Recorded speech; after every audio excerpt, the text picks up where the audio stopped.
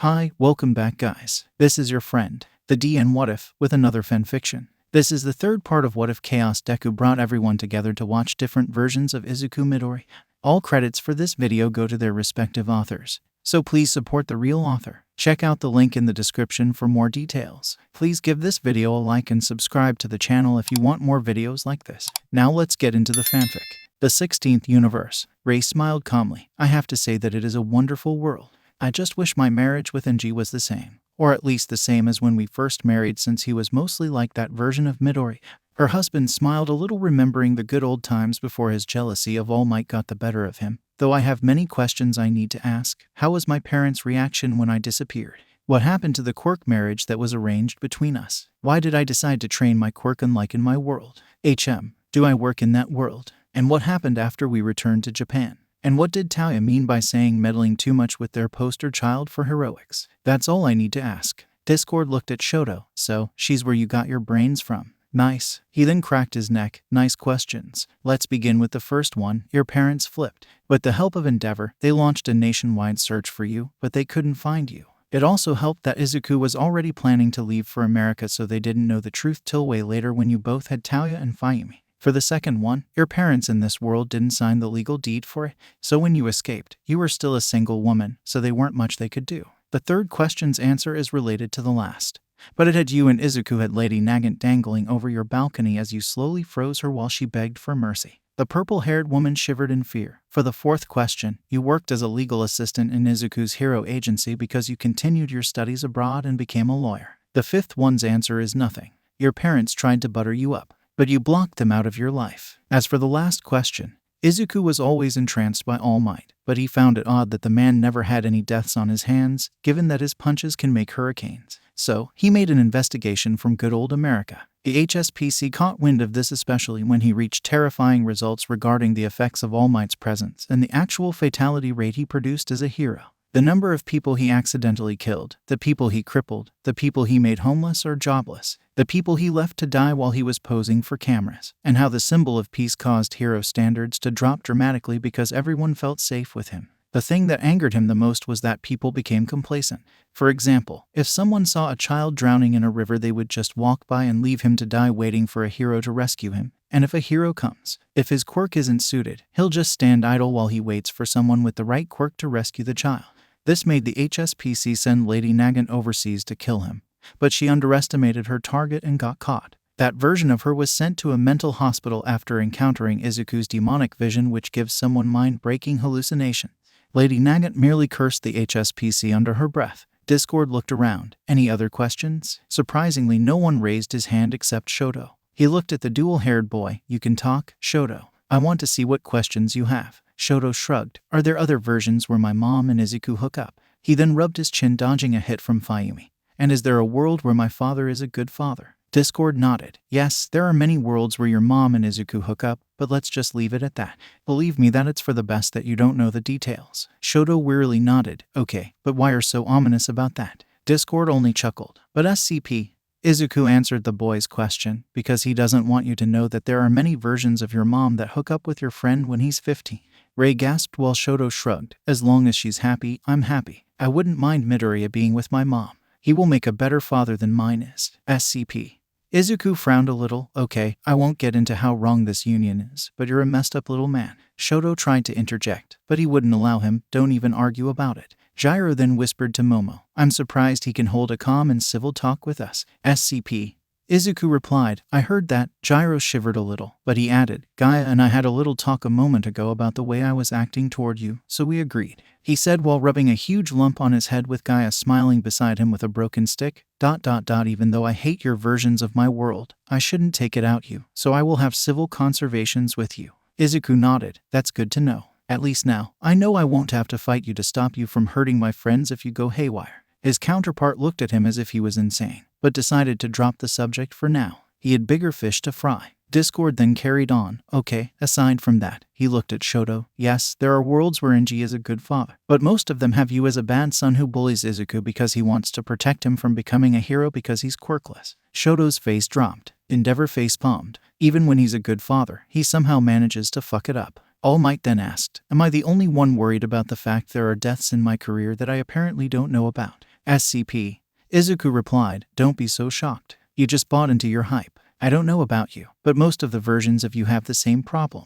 The worst of them was the ones who knew but didn't care. There are still versions of you who are worse than that. But that's regarding your obsession with AFO and how it affects Izuku's life when he's related to him, like Izuku of Earth 2,234,789,641 divided by Echo 1234. Discord already told you about him." All Might remembered the story about the version of Izuku in which AFO tried to make him into the ultimate weapon but failed. He knew what horrors that version of his student faced. "Did you meet him? How was he as a person? Did he at least die a peaceful death?" SCP Izuku frowned. "You already heard his story, but sure, I'll bite. Yeah, I met him at least 20 days before his final battle with his father and the entirety of Hero Society. His plan was simple. He wanted to fake his death and escape with his lover somewhere far away because her relationship with him made her an automatic villain thanks to you." All Might merely grabbed his head.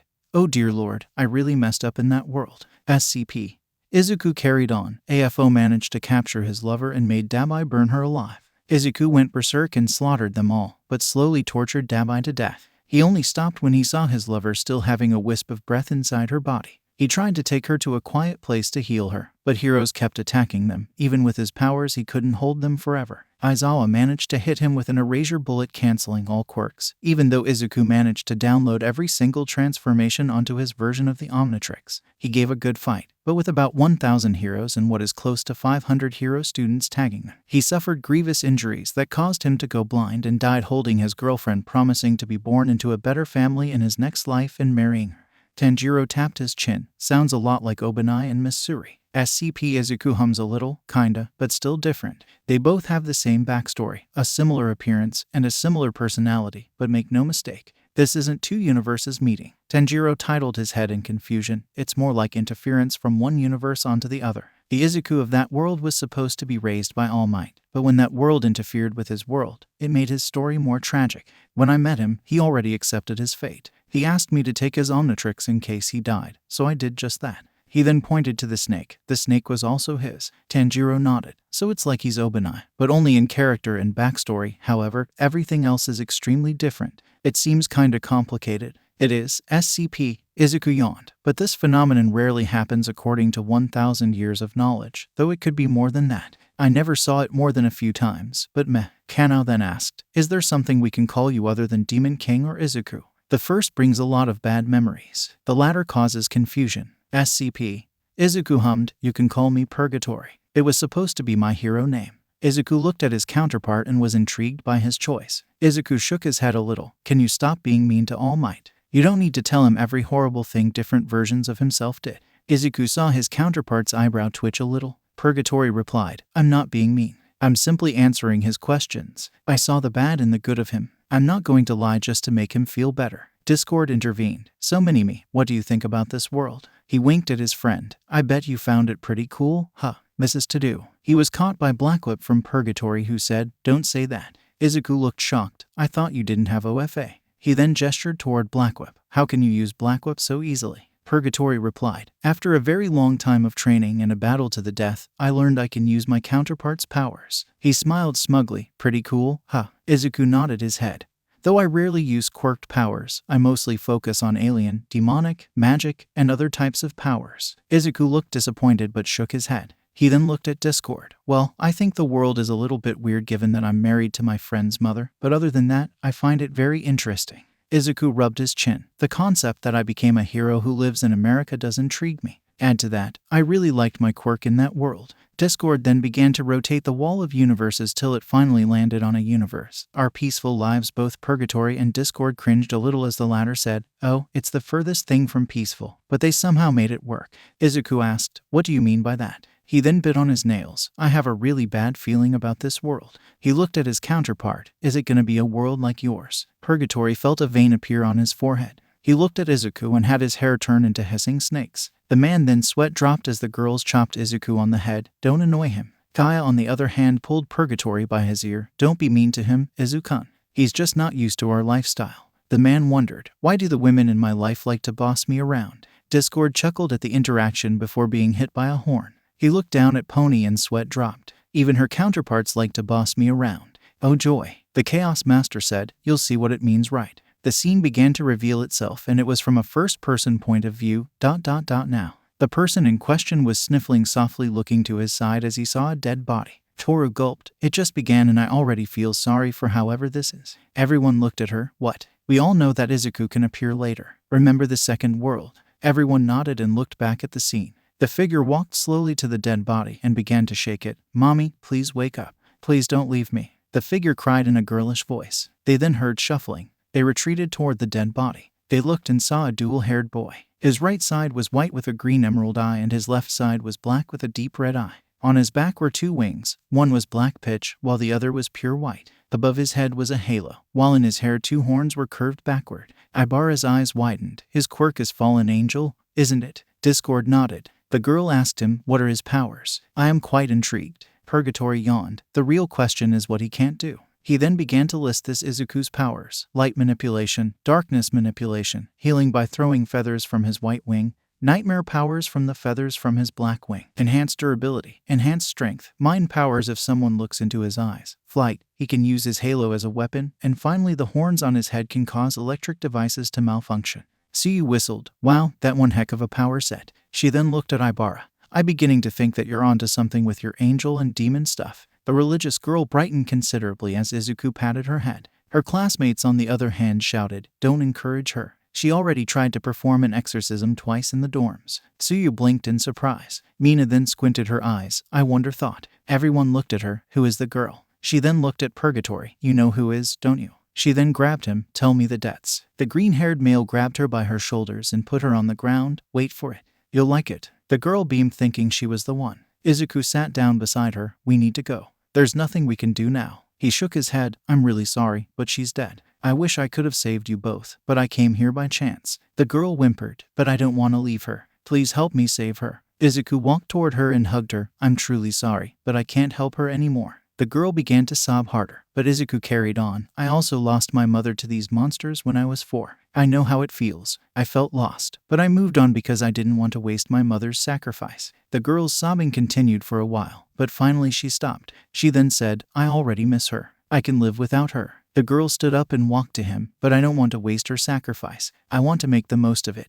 Izuku smiled sadly. For what it's worth, I'm truly sorry for coming late here. He then allowed the girl to rest as she passed out from exhaustion. Izuku went to carry her, but he had one last thing to do. He walked into another room. He could hear the sounds of police cars coming in the distance, but he wasn't interested in them. He walked into a barely lit living room that was covered by corpses. The light then illuminated Izuku to reveal him covered in blood. All Might exclaimed, Dear Lord, what happened to young Midoriya? Why is he covered in blood? Discord replied, Believe me when I say that you shouldn't be worried about him. All Might then added, Can I ask why he looks like a 10-year-old child? Discord deadpanned at him. He's a 10-year-old child right now, isn't he? Discord nodded. Manga then added, The look on his face doesn't belong to a child his age. He looks ready to murder. Other students nodded their heads. He then walked up to a downed man. He kicked him, causing him to groan in pain. I thought after I put your predecessor in the ICU, the commission would have stopped their mind-washing program. He then crouched down and looked at a younger Hawks. Tell me, bird boy,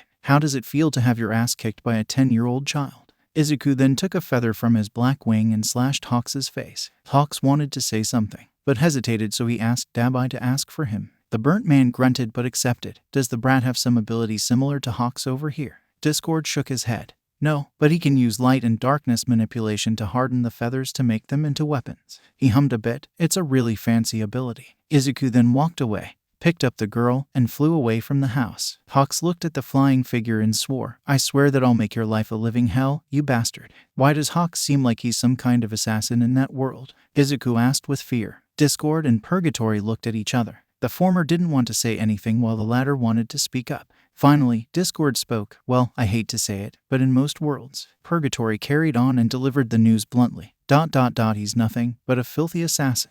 Most Hawks care little to nothing about heroics. He's nothing but the HSPC's hitman. Izuku refuted. No way, Hawks is nothing like that. Lady Nagant gave her 2 cents. Sorry to break to you, kid, but he's telling the truth. Most heroes affiliated with the commission are basically glorified assassins. If he was ordered this instant to kill both classes' parents, he would do it in a flash if it was for the so-called greater good. Hawks said, Look, I may be an assassin, but I would never stoop that low. Purgatory replied, Didn't stop you from killing someone and leaving her in the alleyway to rot in my world. Why should I believe anything coming out of your mouth? Hawks replied, because one shitty version of myself doesn't make me. Purgatory cut him off. Earth 2299 Echo, you killed his mentor. Earth 34,587,123 Sigma Charlie, you kidnapped him when he was 4 for the commission. Earth 4,459,021 divided by Alpha Beta, you killed his mother and girlfriend.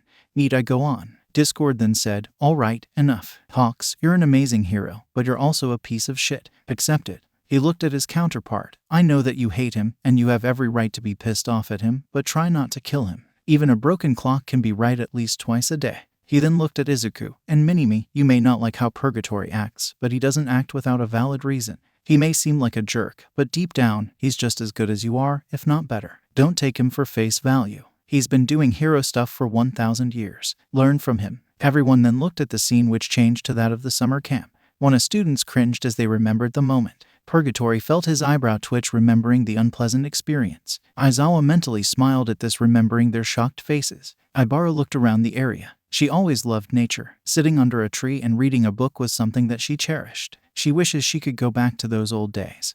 But now, her life is a little bit complicated. She had huge responsibilities because of her status as a hero in training. Add to that, her secret status as All Might's successor. The hero chose her after she risked her life countless times in the USJ to save her homeroom teacher, her friends, and the hero himself. The girl then heard her teacher talking about something, but she didn't care too much. She was focusing on something else. On a hill nearby, she could see a couple of figures sitting there. They were small, no older than her youngest sister, and she had a lot of sisters, 10 to be exact. Her father loved big families. There were 7 boys and 11 girls in her family. This caused her to wonder, what were children doing here? Pony whistled. Wow, you have one huge family, Ibara. I have a huge family myself, but not to this extent. We're only 7 siblings. Ibara chuckled a bit. Well, mine isn't off the mark. I have 14 siblings. Dad likes big families. I'm the youngest, though surprisingly enough, my entire family are atheists, but they still care for me. The girl rubbed her chin a little. And I'm an only girl, so my big brothers tend to protect me a lot. They used to scare anyone who tried to bully me because of my faith. She looked at Izuku. I hope that they won't frighten you when you come to my house for a visit when we become engaged after this. Izuku had steam come out of his ears and passed out, making the girl laugh. Her musing was cut off when she heard Aizawa's final word, ... Now. The land under her suddenly shifted, and she was chucked off the ledge, but she managed to grab a glimpse of the people watching them. It was 2 girls and a boy. On the hill, a 6-year-old girl with lime green hair watched as the heroes in training were thrown off a cliff. She flew a little bit using her wings and said, man, I wish I could become a hero when I grow. Her siblings looked at her like she was crazy. Her name was Momoko Midoriya. She was the second oldest of the Midoriya family. Her quirk was Angel. Her 5-year-old brother then asked, but didn't Dad say that heroes are bad people? His name was Hasashi Midoriya, the 3rd youngest in their family. His quirk was Dark Energy. Momo nodded her head, impressed. These are powerful quirks, especially since both of them are rare. Quirks that allow you to fly are very rare. The second one is rare since no one can understand what dark energy is. She tapped her chin, though I wonder who the girl is. All the girls looked at each other, wondering who might it be, as Discord laughed and went to Izuku saying, get ready for your harem to gain a new member. Izuku looked at him. I hate you. Discord shrugged before laughing. Shoto said, wait a minute. Everyone looked at him. Midoriya injured Hawks at the beginning. Does this mean that he's in hiding away from society and the Hero Commission? Purgatory nodded. Yes, he is. He then opened an orb of light and showed him the world they were looking at. Earth 44,445,012 divided by Delta 19,928. In this world, Izuku, his wife, and his family of 7 live in the mountains to avoid detection by the Hero Public Commission. Both Izuku and his wife were wanted by the commission so they could make Izuku into their second version of Hawks, and his wife into their private hitman. But Izuku managed to fatally injure Lady Nagant when she tried to nab him after killing his mother, and you saw what happened to Hawks. Lady Nagant felt guilty. Even if she wasn't the one to pull the trigger, she felt guilty about it. A black-haired girl around 4 years old then said, come, let's go home. I want to play with Big Sis Iri. She was Yumi Midoriya. Her quirk came in recently, which was energy absorption, which allowed her to absorb any type of energy to a certain limit. The oldest of the bunch sighed. Yeah, let's go. Future hero team Momoko marched forward. Hasashi then followed her. I never said I wanted to be a hero. Dad hates heroes. Momoko smirked at him. Dad said he doesn't trust all heroes. That means we just have to be heroes he trusts. She then patted her younger brother's head.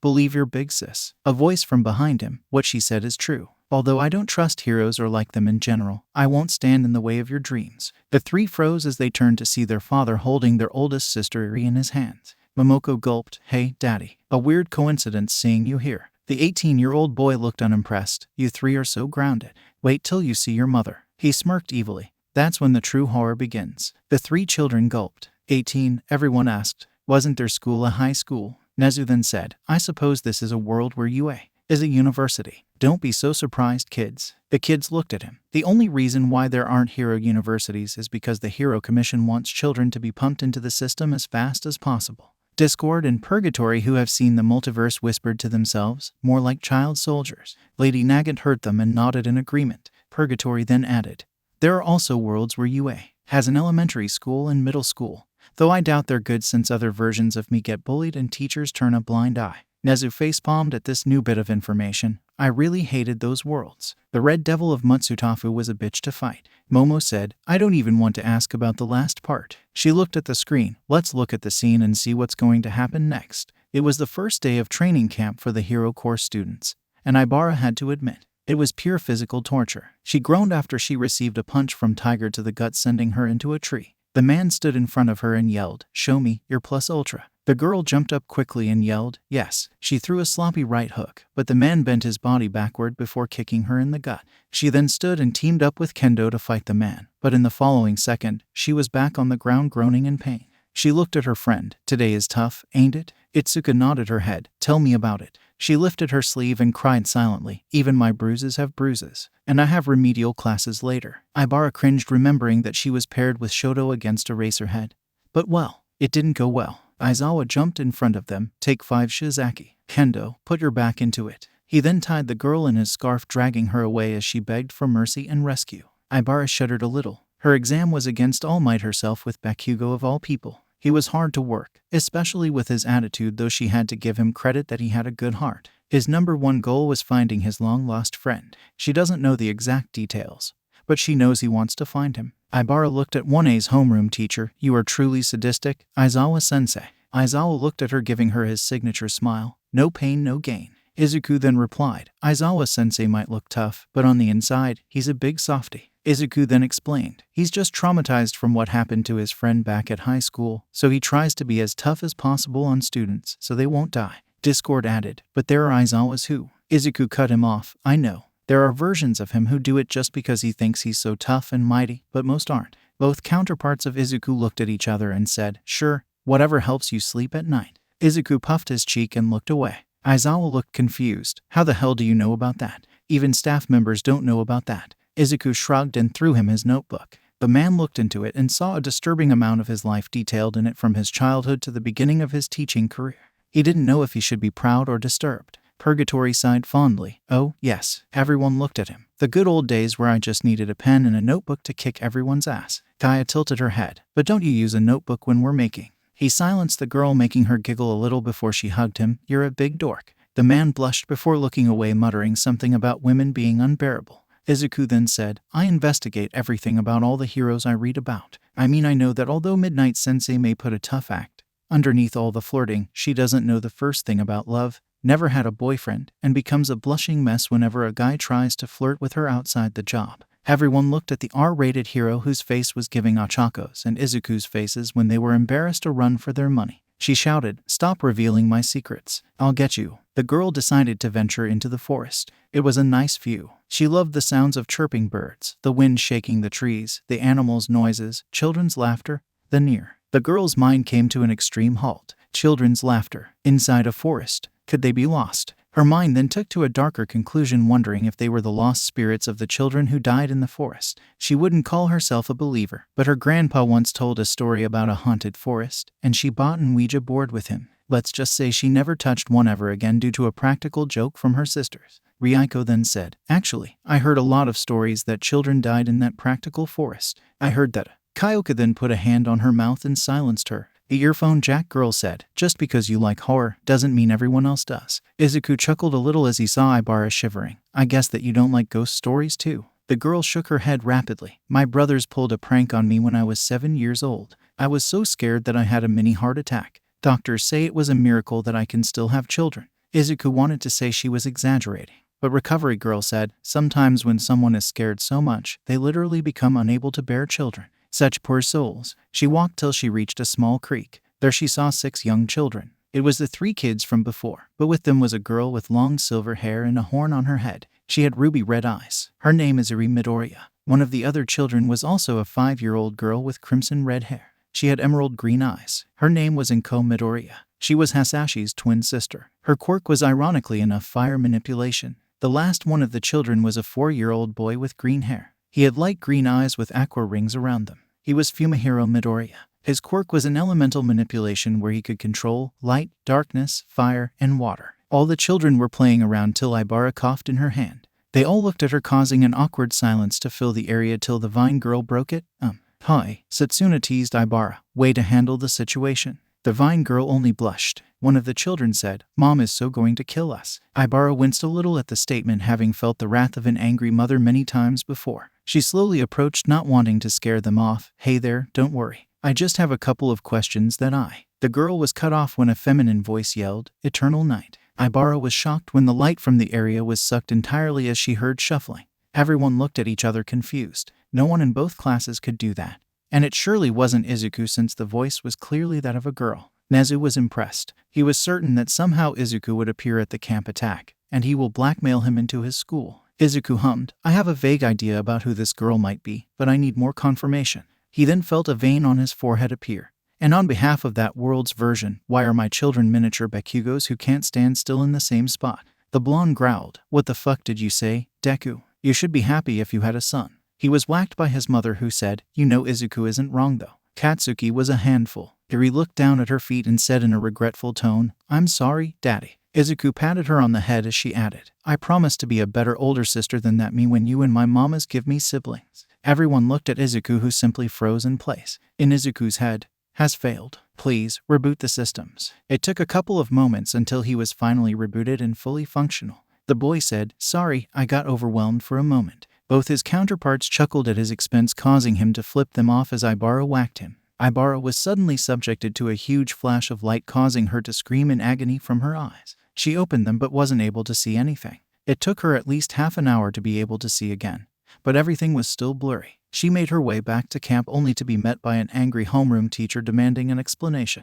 This wasn't going to be fun. Ibara looked at Aizawa, who said, In that case, I won't punish you. If anything, I will try to find out what attacked you in the first place. I'm harsh, not cruel. In a small house on the other side of the training region, the 6 children were on their knees begging for forgiveness. Izuku rolled his eyes. Stand up. I'm not going to whip you, but you're also grounded, except Fumihiro and Yumi, since they're 4 and are following the others' lead. A girl with lime green hair said, Still, I told you 1,000,000 times, no going to that creek. Iri frowned a little. I'm sorry, but we wanted to go further than our home. She looked outside. I don't want to be trapped inside this house my entire life. Izuku sighed. How about when you're 10, I'll take you to the city. He put on his hand. That's fair. The little horned girl looked at the hand before nodding and shaking it. The children were then dismissed as Izuku said, That was close. He looked at his wife. Wasn't it, Toru? The girl in question thanked her invisibility as her face became bright red. Toru grabbed her face and rubbed it. She looked at her counterpart. Is that how I really look like? I'm beautiful. I hope Izuku can accept me when I'm invisible. Right on cue, she felt a tug on her leg. It was none other than Iri. The girl smiled brightly. Would you like to be my mommy, Miss Toru? Toru blinked tears of happiness away. She nodded her head rapidly. She grabbed Iri's hand and went to Izuku. She pushed Itsuka slightly to make room for herself on his lap. She looked at him and said, I hope you like me. I know that being invisible doesn't make me special. She was silenced when he put a hand to her mouth. Toru, I don't care if you're visible or not. You're special to me like all the others. While Izuku meant what he said as friends, Toru got a different meaning, so she lunged forward and kissed him. It took a whole minute for her to finally release Izuku, who was beyond dazed at this point. Pajiro and Manga looked shocked and saddened by this. They both looked at Iri. What is she? The world's greatest wingman. She is giving him all the girls from both classes. Izuku and Toru snuggled into each other. They both had a rough life. Izuku lost his family at the hands of Lady Nagant at the age of 4 after his mother and father refused to hand him over to the Paragon program, so they sent their best operative to save him from his parents' abusive hold. Obviously, that didn't work out well for them. Izuku was forced to live 6 years on the street, jumping from town to town, sleeping in alleyways, eating from whatever he could salvage, and at some point, fighting some weird brain monster. Toru, on the other hand, was forcibly stripped from her childhood when Nagant snapped. The HSPC decided she would make a perfect assassin. First, they tried to offer her mother money to sell them Toru, but the woman refused. They then sent death notes. Finally, they sent in a newly minted Hawks under the guise that what he was doing was for the greater good. Too bad for Hawks. Izuku was out and about that night and managed to intercept him, but he was late to save Toru's mother. Both of them became partners in surviving the world together, only for said world to get 10 times as complicated when they found a baby inside a box. Both of them couldn't muster the courage to leave her, so they took her under their wing. In due time, they grew feelings for one another, and when Toru was 12, she was already pregnant with their first child, or at least biological child. From that point forward, they decided to settle down and enjoy a peaceful life away from everyone. They found a house in the woods. Izuku renovated just in time for their first candle to light the house. After that, everything was just history. Toru pulled on her pajamas. Wow, I guess that version of us didn't have easy lives. Her face burned up when she remembered they together had children. Ibara leaned toward her. I felt like that the first time. If I can make it through, so can you. Toru gave a shaky thumbs up. Izuku meanwhile was wondering how did his life become this way. It was the third night of the training camp. It was 9 p.m., meaning Toru would make her check on the children to make sure that they were all asleep. Izuku was in their living room watching TV. From the channels he managed to hack from the WWP cats. The hero team looked at the teen, who merely chuckled a little. Tiger then asked the million-dollar question. The real question is how we didn't notice someone was stealing from our TV. Bill and quite possibly the internet. Mandalay tried to come up with a valid answer, but Kota said, you probably think it's me, but never say anything because you think it's my way of dealing with grief. The woman nodded. A sudden gasp made him jolt in surprise. Toru came barreling down the stairs. Izuku, they're missing. The boy bolted on his feet. Eri, Momoko, and Hasashi. They're all missing. They both saw a light coming from outside. It was a fire in the woods where the students were training. It was blue. Izuku took a safe bet that their children were there after they snuck around and found out about the nightly exercise. The blue fire means one thing. The camp is under attack. Both parents bolted out of the house, making lock it safely. They were gambling on time because if their youngest woke up, they would panic, and they didn't want to lose their eldest. All 4 girls and Izuku looked at Eri, who was whistling innocently. They all said in a united voice, you are so grounded, young lady. Eri flopped to the ground. Eri wasn't having a great time. Momoko suggested that they go and scare some students. The lime-haired girl managed to convince Hasashi to come with her, so Eri followed them as a responsible older sister, but they got separated.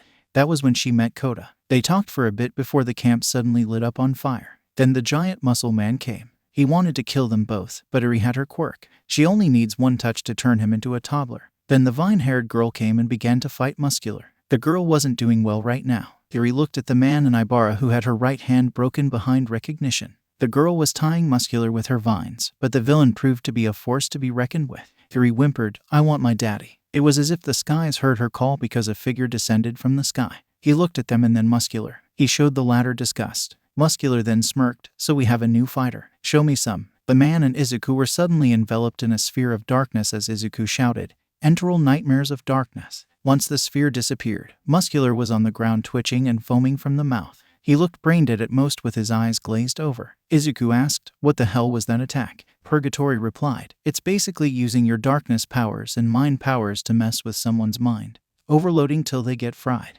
Chances of recovery from that state 0%. Izuku gasped, that sounds horrible. Why would I do that? Even to Muscular. Discord replied, you won't understand now. When you have a child, you'll understand why you did what you did. Izuku merely nodded. He looked at the girls, who didn't seem to have an ounce of mercy for the villain. Even Ibara, which was surprising. Izuku quickly scooped up Eri after she healed Ibara's hand. The vine-haired girl tried to stop him, but he flew away deeper into the camp. Izuku looked at Eri, who said, I know I'm grounded till I have children of my own. You don't need to say it. Izuku chuckled. Children? Now that's rich. The girl's expression brightened a little, more like you're grounded till your grandchildren have grandchildren of their own. Eri's face fell. Everyone laughed at the girl's face as Tanjiro said, reminds me when I got punished for misbehaving. My mom would be just like that. She always laughed at my face. At another part, Achako and Tsuyu were panicking. Reason, the crazy bitch with the knife was holding a small child and was planning to slit her throat. Toga giggled crazily as she looked at Momoko. You look so pretty. I love you. I want to taste your blood. I want to be you. She gently ran the knife along Momoko's neck. I think that you'll look pretty all bloodied up. She then lifted her hand and aimed to stab the girl. Ochako yelled in fear, "Stop, you monster." The young girl was wailing in fear as a beam of light hit Toga's hand, burning a hole into it. A furious voice came from the woods, "Get your filthy paws off my daughter." Himiko didn't have time to process anything as another beam hit her thigh, burning, causing her to let go of the girl. Momoko then ran toward her mom and hugged her, crying. The little girl wailed, "I am SOS sorry, mommy. I promise I won't disobey you again. Please take me home to Dad and the others." Toru meanwhile hummed sweet nothings into her daughter's ears. Toru then stood up and walked to Himiko and began to give her the beatdown of the century. Ochako wanted to stop the invisible girl, but Tsuyu stopped her. Never get in the way of an angry mama bear protecting her cubs. By the end, Himiko has her nose broken, her legs twisted at unnatural angles, her right hand broken, and the knife she was using stuck in her thigh. Ochako said, "This is just wrong." She looked around only to see the winged girl disappear as someone's voice said, "You saw nothing tonight. Make sure to remember that. I won't hesitate to do anything to protect my family." Ochako in the real world fanned her face. "Wow, Toru, you sounded like you really wanted to kill us if we told anyone that we saw you." True shrugged, "Because I was serious as hell." She then pointed at Tsuyu, like she said, "A mama bear is terrifying when she feels that her cubs are in danger." Ochako laughed awkwardly. Both girls then heard a furious yell emanate from the forest. "How dare you!" They were both greeted with the spectacle of seeing two giant fists of light and shadow rise high into the sky and begin to pummel something. Izuku asked, "What happened to make me this pissed off? And tell me, how did I master my powers this much and to this extent? I mean, it seems ridiculous that I have done this without proper training." He pointed at the world. "I just one-shot muscular." Discord nodded. "All right, what happened was simple. Dabai turned to burn your son, so you wailed on him and left him clinging to life. Yeah, he didn't take too kindly for that." He added, "As for your mastery, did you forget your notebooks?" 5 weeks later, the family of 9 was moved to a new house on UA grounds. Momoko looked at her mother and asked, "Mom, are you angry?" The woman shook her head, causing the girl to say, "Then why is your visibility flickering? And why does Did have a vein throbbing on his forehead?" Izuku just smiled. "Let's get this over with. I'm going to make a rat bear thing rug from Nezu's fur." Nezu hummed a bit. "It seems I blackmailed him into submission." Discord then said, "All right, I want to hear your opinions on this world." The 17th universe. Toru hummed, "Well, for starters, I think the world is kinda sad. My life seems very hard in that world. But I guess there is a silver lining in there, seeing that I have a small family of my own. I wonder how come no one ever thought to look for me. Did they assume I just died?" She tapped her chin. "Also, why did I seem extremely angry when I went to UA? Actually, how did they find our house?" The house was located deep in the woods. They couldn't have found it easily, especially how camouflaged it seemed, and the way leading up to it looked pretty much concealed from sight. Also, why did Nezu come all the way to take us to UA? It seems odd that he came all to the middle of nowhere to make us join UA. And finally, although no one could see it, they could feel how angry Toru is. What kind of punishment did I give the 3 hooligans? Discord laughed, spoken like a true mother. Can't wait to see Izuku's children with you. Toru and Izuku blushed heavily at the comment. First, you grounded Eri by denying her apples for 2 years. Eri's mouth dropped to the ground after hearing the horrible punishment. Momoko got punished by having her cut since she loved her hair to be long and was denied from watching her favorite reality show that you watched together with her. She was forced to read a book during the time her show was on. Hasashi was punished by having to clean the house for the next 2 years. Izuku looked at Toru. For someone laid back, you seem to give out harsh punishments. Toru bopped his nose. Well, I need to be a good mother, don't I? They need to learn their lesson. Discord laughed. Anyway, you looked angry when you came to UA because you only wanted a peaceful life away from heroes and villains. When you were forced to enter UA, it meant you took a side in the fight, putting your children in the crossfire. Regarding why no one looked for you, they did. The HSPC put a bounty on Izuku's head. They made up a story claiming Izuku killed you and your mom, injuring Hawks. Toru frowned. As to why Nezu wanted at UA, well, to be honest, he's Nezu. He saw a strong person with a quirk and potential to be a hero who has the HSPC on his back. So he blackmailed you both by telling you that UA is the only place left you have since the HSPC knows where they live now. Izuku looked at Nezu. Really, you blackmailed us? That doesn't sound very heroic. Purgatory replied. Believe me when I say blackmailing is one of the least horrible things he did throughout the multiverse. He looked at Nezu and said with a neutral face, with all due respect, for someone with an intelligence quirk, you suck at making an educated guess. Nezu looked at him. I feel this phrase has something to do with worlds where I accuse a version of Izuku of being the traitor. He sipped from his tea. And why aren't hostile to me like the others? Purgatory lifted an eyebrow. Yeah, those types of worlds. He looked away and said, I'm civil to you for 2 reasons. He lifted one finger. One because of her. He pointed at Gaia, who was smiling sweetly at Purgatory with an enormous stick in her hand. And the number 2 is because you're one of the few people who I don't feel uncomfortable with you or at least hate. Discord quickly changed the subject. Does anyone have any questions about this world? Tenya asked. I need to ask, how was their relationship with us once they came to the school? Discord nodded. Well, their relationship was cold at best. They wanted nothing to do with the hero students. He looked at Izuku and Tora. They avoided like the plague, especially Ibara since she was the one to confirm their existence to her teacher. They were quite hostile to her since they held her responsible for ruining their peaceful lives forever. They hated her very much, but over time, they mellowed out and began to talk to her. Ibara scratched her cheek. I guess I can see where they are coming from. I did technically put them in an unfavorable position. I hope I can help them in school though. Discord patted her on the head. That's the spirit. He smiled a little. And yeah, you pulled a lot of strings to make them talk to you. Though trying to get to them by winning their children's favor at first was a bad idea since they don't trust anyone with their children's lives. Endeavor asked, what did the HSPC do? Those two were their targets after all. He then looked at Hawks, and Hawks was personally hunting one of them down for giving a scar to his face and pride. Izuku looked at Hawks, who was wondering what happened there. Discord smiled. Well, the HSPC demanded they both be handed to them. They said Izuku needed to be handed over for his crimes, and Toru would be put under their protective custody. As for the children, the HSPC said they would take them into their fold and give them a house, which can be translated into we will put them into the Paragon program to turn them into our personal assassin. Nezu foresaw this and went to talk to Toru and Izuku. By the end of this conversation, both of them were annoyed, but were forced to go under UA's protection. Ryuko asked, what did they do in UA? I mean, they both made it clear that they don't want to be heroes in any way or form possible, so did they join the hero course or general studies? Discord shook his head. No, they were forced into becoming heroes. Izuku raised an eyebrow. Nezu told them the only way to avoid the HSPC breathing down their necks is to become heroes, so they both accepted their fates and joined the hero course. Toru frowned. Is the HSPC this corrupted in every world, or is this one a special case? Purgatory commented from the side. The better question is what world the HSPC isn't corrupted. That is the question you should be asking. Discord bonked on the head. Now, no need to be so blunt. Discord dodged a blast of energy from his counterpart, but what he said is a little bit true. There are a lot of worlds where the HSPC is corrupt. You all should have seen a pattern by now. You've seen at least 4 worlds where the HSPC is corrupt as fuck and 1 world where its corruption was hinted. He then pointed at Nagant. Plus, you have this beautiful lady over here. Discord looked at Purgatory. Dude, didn't you help create a world similar to this one? Purgatory replied offhandedly. Believe me when I say if it meant getting her off my hand, I would create 10 worlds similar to this one. He rubbed the back of his head. Plus, she was happy and returned to her bubbly self, so it was a win-win. It's hard to travel throughout the multiverse with a hitchhiker. Plus, 111,148,794 divided by gamma 12 BV34. Izuku managed to find someone to make him happy. So I guess having her tag along for 5 years was not all the bad, though it did cause a headache. Momo interjected, wait. They both looked at her. Are you saying one of us girls accompanied on a trip through the multiverse? Her eyes were sparkling. She had small stars in them. Purgatory replied, yeah, but not through my free will. She was beyond wrecked when I took her. She had no one waiting for her, and everyone shunned her for something that was out of her control. She was like Yuri. I couldn't in good conscience just leave her behind.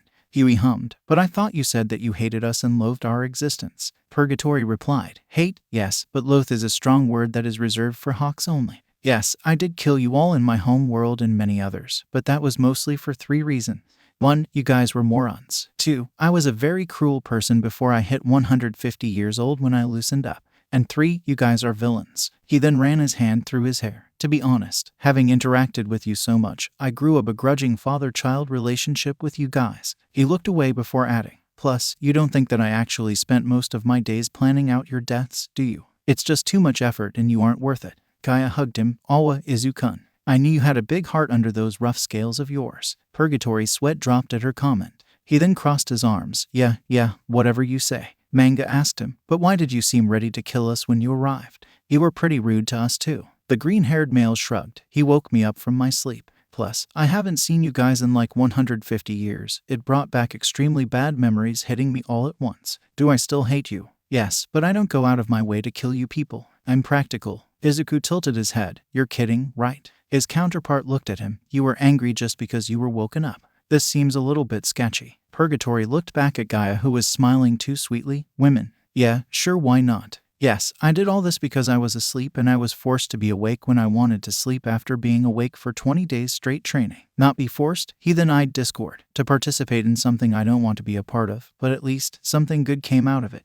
He finished looking at her and smiled a little. Mina then popped next to him. Forget that. Who is the girl that traveled with you? Was it your special lady? The green-haired male flicked her away. I think you missed the I hate you part or the she was likery part. No, she wasn't my special lady. He looked Mina in the eye. The multiverse is a scary and crooked place. She was a victim of it. I helped her out of a dark situation, and she developed an attachment since she literally lost her will to lie. Mina flattered. Was it really that bad? He simply nodded his head. Discord then yelled, all right, let's leave the sad subjects aside and move on to happier ones. Izuku meanwhile looked at his counterpart wondering who he truly was. When he first came, he seemed ready to kill everyone, but now he seems more like a toned-down Bakugo. Is it true? Did he really help someone even though he isn't fond of him? Why are you so different? He felt someone nudging him. He looked to see 4 faces staring back at him. Well, it was 3 faces, but he knew Toru was looking at him. Kendo poked him with her finger. What are you thinking about? You look like you're having a midlife crisis.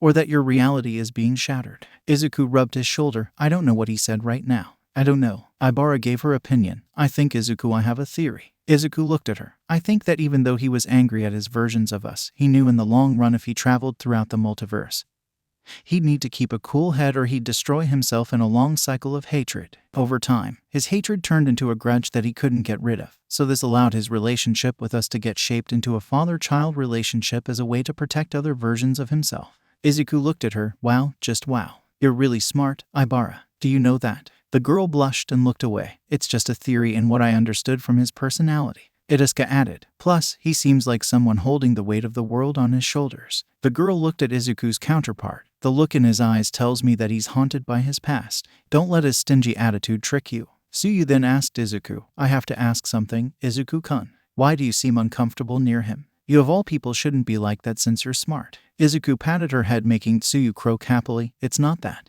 It's just, I thought since he was me, he would have just moved on. The girls raised their eyebrows. You know, forgive and forget. All that stuff. I feel wrong looking at him. It's like looking into a twisted mirror. Toru retorted, Izu, that's naive. It's clear that he lost a lot. And didn't you say that it takes one day to shatter someone? We saw that in the world where you were an angry ghost. Why are you so bothered right now? Izuku squirmed. It's just he's angry at you guys. It makes me uncomfortable. He's angry at all of us. For some reason, he's not angry at Nezu, so that's a plus I suppose. Toru pinched him. Let's wait till his backstory comes up. I'm sure everything will be cleared. He then heard Discord say, all right, Mini-Me, what do you think about this world? Izuku rubbed his head. Well, I suppose it shows the darker side of heroics. It shows the corruption behind the beautiful facade. He smiled a little, but I liked my family with Hakegir. It seemed nice. I wish I could have something like that when I get married in the future. Toru hugged him. First off, call me Toru, Izu-kun. Second, she leaned in and whispered into his ear seductively.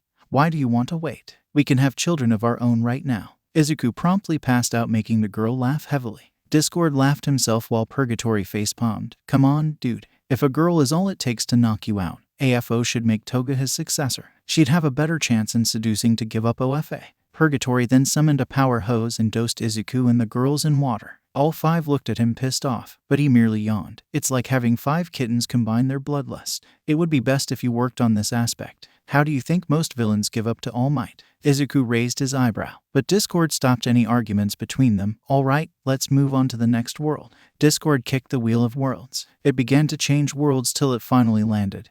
Kamen Rider Decade. Discord laughed. A Kamen Rider. Now that is something. But Kamen Rider Decade is something else completely. He rubbed his hands together. Things just got better. Purgatory eyed him. Yeah, I can attest to that. But what version of him? He yawned again. Hope isn't an ass like Earth's 5,553,209 divided by sigma double sigma 19043 BG21 brother. I felt quite insulted that he thought he could defeat me using some kind of fancy suit. Izuku's sweat dropped. You're really full of yourself, aren't you? His counterpart shrugged. The USJ was a complete mess. Aizawa thought this was going to be a routine rescue exercise where his kids would get to filter their excitement for heroics except for Bakugo. He's a special case. What he didn't expect was that the USJ would be transformed into a war zone with his students fighting for their lives. Today just wasn't his day. Eraserhead was kicking thugs left and right. He wanted to finish here so he could go and finish off the boss, so he could hopefully stop this attack. Timura laughed. It didn't work in this universe, so I doubt it's going to work in that one. Aizawa grumbled under his breath. Nama wasn't something that he fought usually. He was an underground hero. He used the shadows, a head-on fight in the light. No matter how strong you were as an underground hero, if you didn't have an offense quirk, you're toast. Purgatory leaned toward Discord. Did they let the high ends loose in this universe or not? Discord shook his head. No, I don't think so. If anything, I think they'll see them for the first time in the upcoming worlds. Izuku interjected. What's a high-end Namu? Discord went to answer, but Purgatory stopped him. No, don't answer. Let's not spoil the fun yet. Izuku saw both of them smiling at each other, making him sweat drop. He then saw Shigaraki near him. Aizawa went to attack him, but that's when everything began to go south. First, the villain managed to injure him by decaying his elbow. Second, a monster managed to pin him down. And finally, the villain was going to kill his students. He felt the world move at a very slow rate as Shigaraki's hand almost touched Tsuyu's face. He was about to activate his quirk when a large wall appeared before them. At first, he thought it was another teleporting villain working with the villains.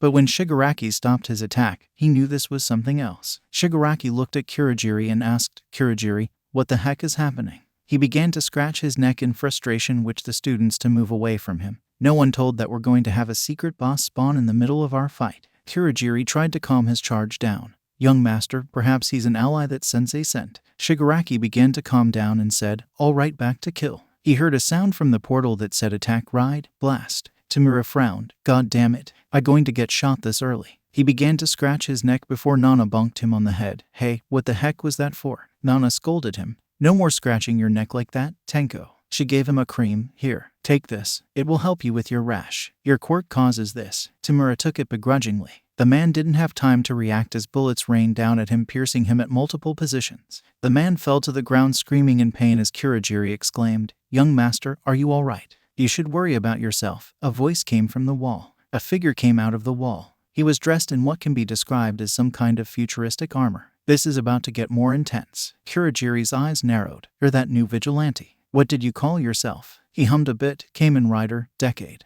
We wanted to ask you to join the raid, but couldn't get hold of you. Decade chuckled. That's good for your health. Any encounter with me for trash like you means a quick death. He then lifted his gun and began blasting at Shigaraki's head. But Kurogiri teleported him out of there. Kurogiri appeared beside Namu and said, Namu, kill him. The beast pounded Aizawa's head into the ground once more before blasting toward Deke. Itsuka rubbed her chin. Why do I think that Shigaraki just made a big mistake? Discord chuckled, because he did make a huge mistake. Everyone looked at him as he explained. You see, all Kamen Riders have special abilities. Some of them have magical powers like Kamen Rider Wizard, others have supernatural like Kamen Rider Ghost, while some have advanced technology like Kamen Rider Build. But Kamen Rider Decade is special. Tamura carried on. He can use the powers of past and even future Kamen Riders. He dragged his hand against his face. Of course, of all the people I had to face, it had to be the one with unlimited cheat codes. He crossed his arms and whined, It's not fair. Izuku hummed, That seems very useful. A question popped into his head. Why aren't I in the hero course if I have such a strong quirk? Or at least a strong power? He looked at Purgatory. The man didn't seem amused. I didn't meet this one. I meet others, but not this one. Namu threw a punch at the man, but he moved to the side.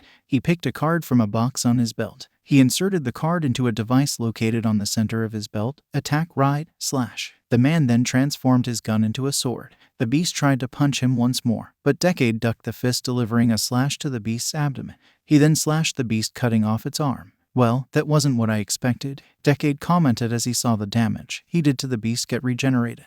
Tamura stood from the ground. This is Namu. He designed to be All Might's ultimate challenge. He's made to kill him. This is the end of the road from you, small. He was then shot near the foot, making him squeak in fear. First off, you talk a lot for a villain mastermind, he said, blasting Namu in the face before jumping away. Second off, you need more than this hunk of flesh to beat the other muscle head. He then dashed and slashed Namu's legs. He then jumped over Namu and blasted it in its brain. Well, let's see if this puts it down for good. Izuku shook his head. No, that won't keep it down, sadly. He looked at All Might. That thing is a monster. It almost killed All Might. Hitting it in the brain won't end it. Discord and Purgatory looked at each other. Discord then said, Man, I remember how I defeated Namu. I burned it into ashes. He then stopped a little. Silly me. I made sure no ashes were left. Purgatory looked at him. Mine was a little bit messy. First, I shoved a sword into its brain. Second, I used electric bombs and attached them to the sword, giving it a huge shock and paralyzing it.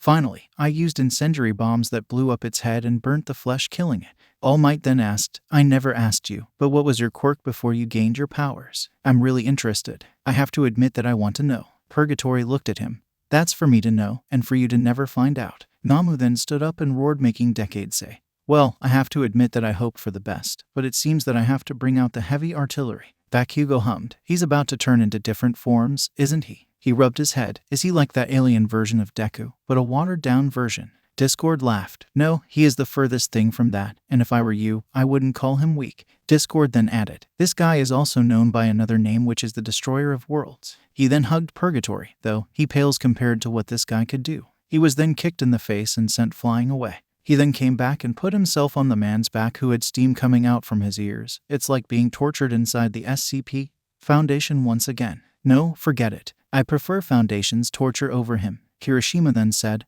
whatever it is, I bet it's really manly. He seems to be very strong and powerful. Discord looked at him and sweat dropped a little, knowing what was going to happen. Decade picked a card from his belt and said, don't say I didn't warn you to stay down, beastie. He inserted the card into his driver, Kamen Rider, Kuga. Decade's armor then changed into another form. He cracked his neck.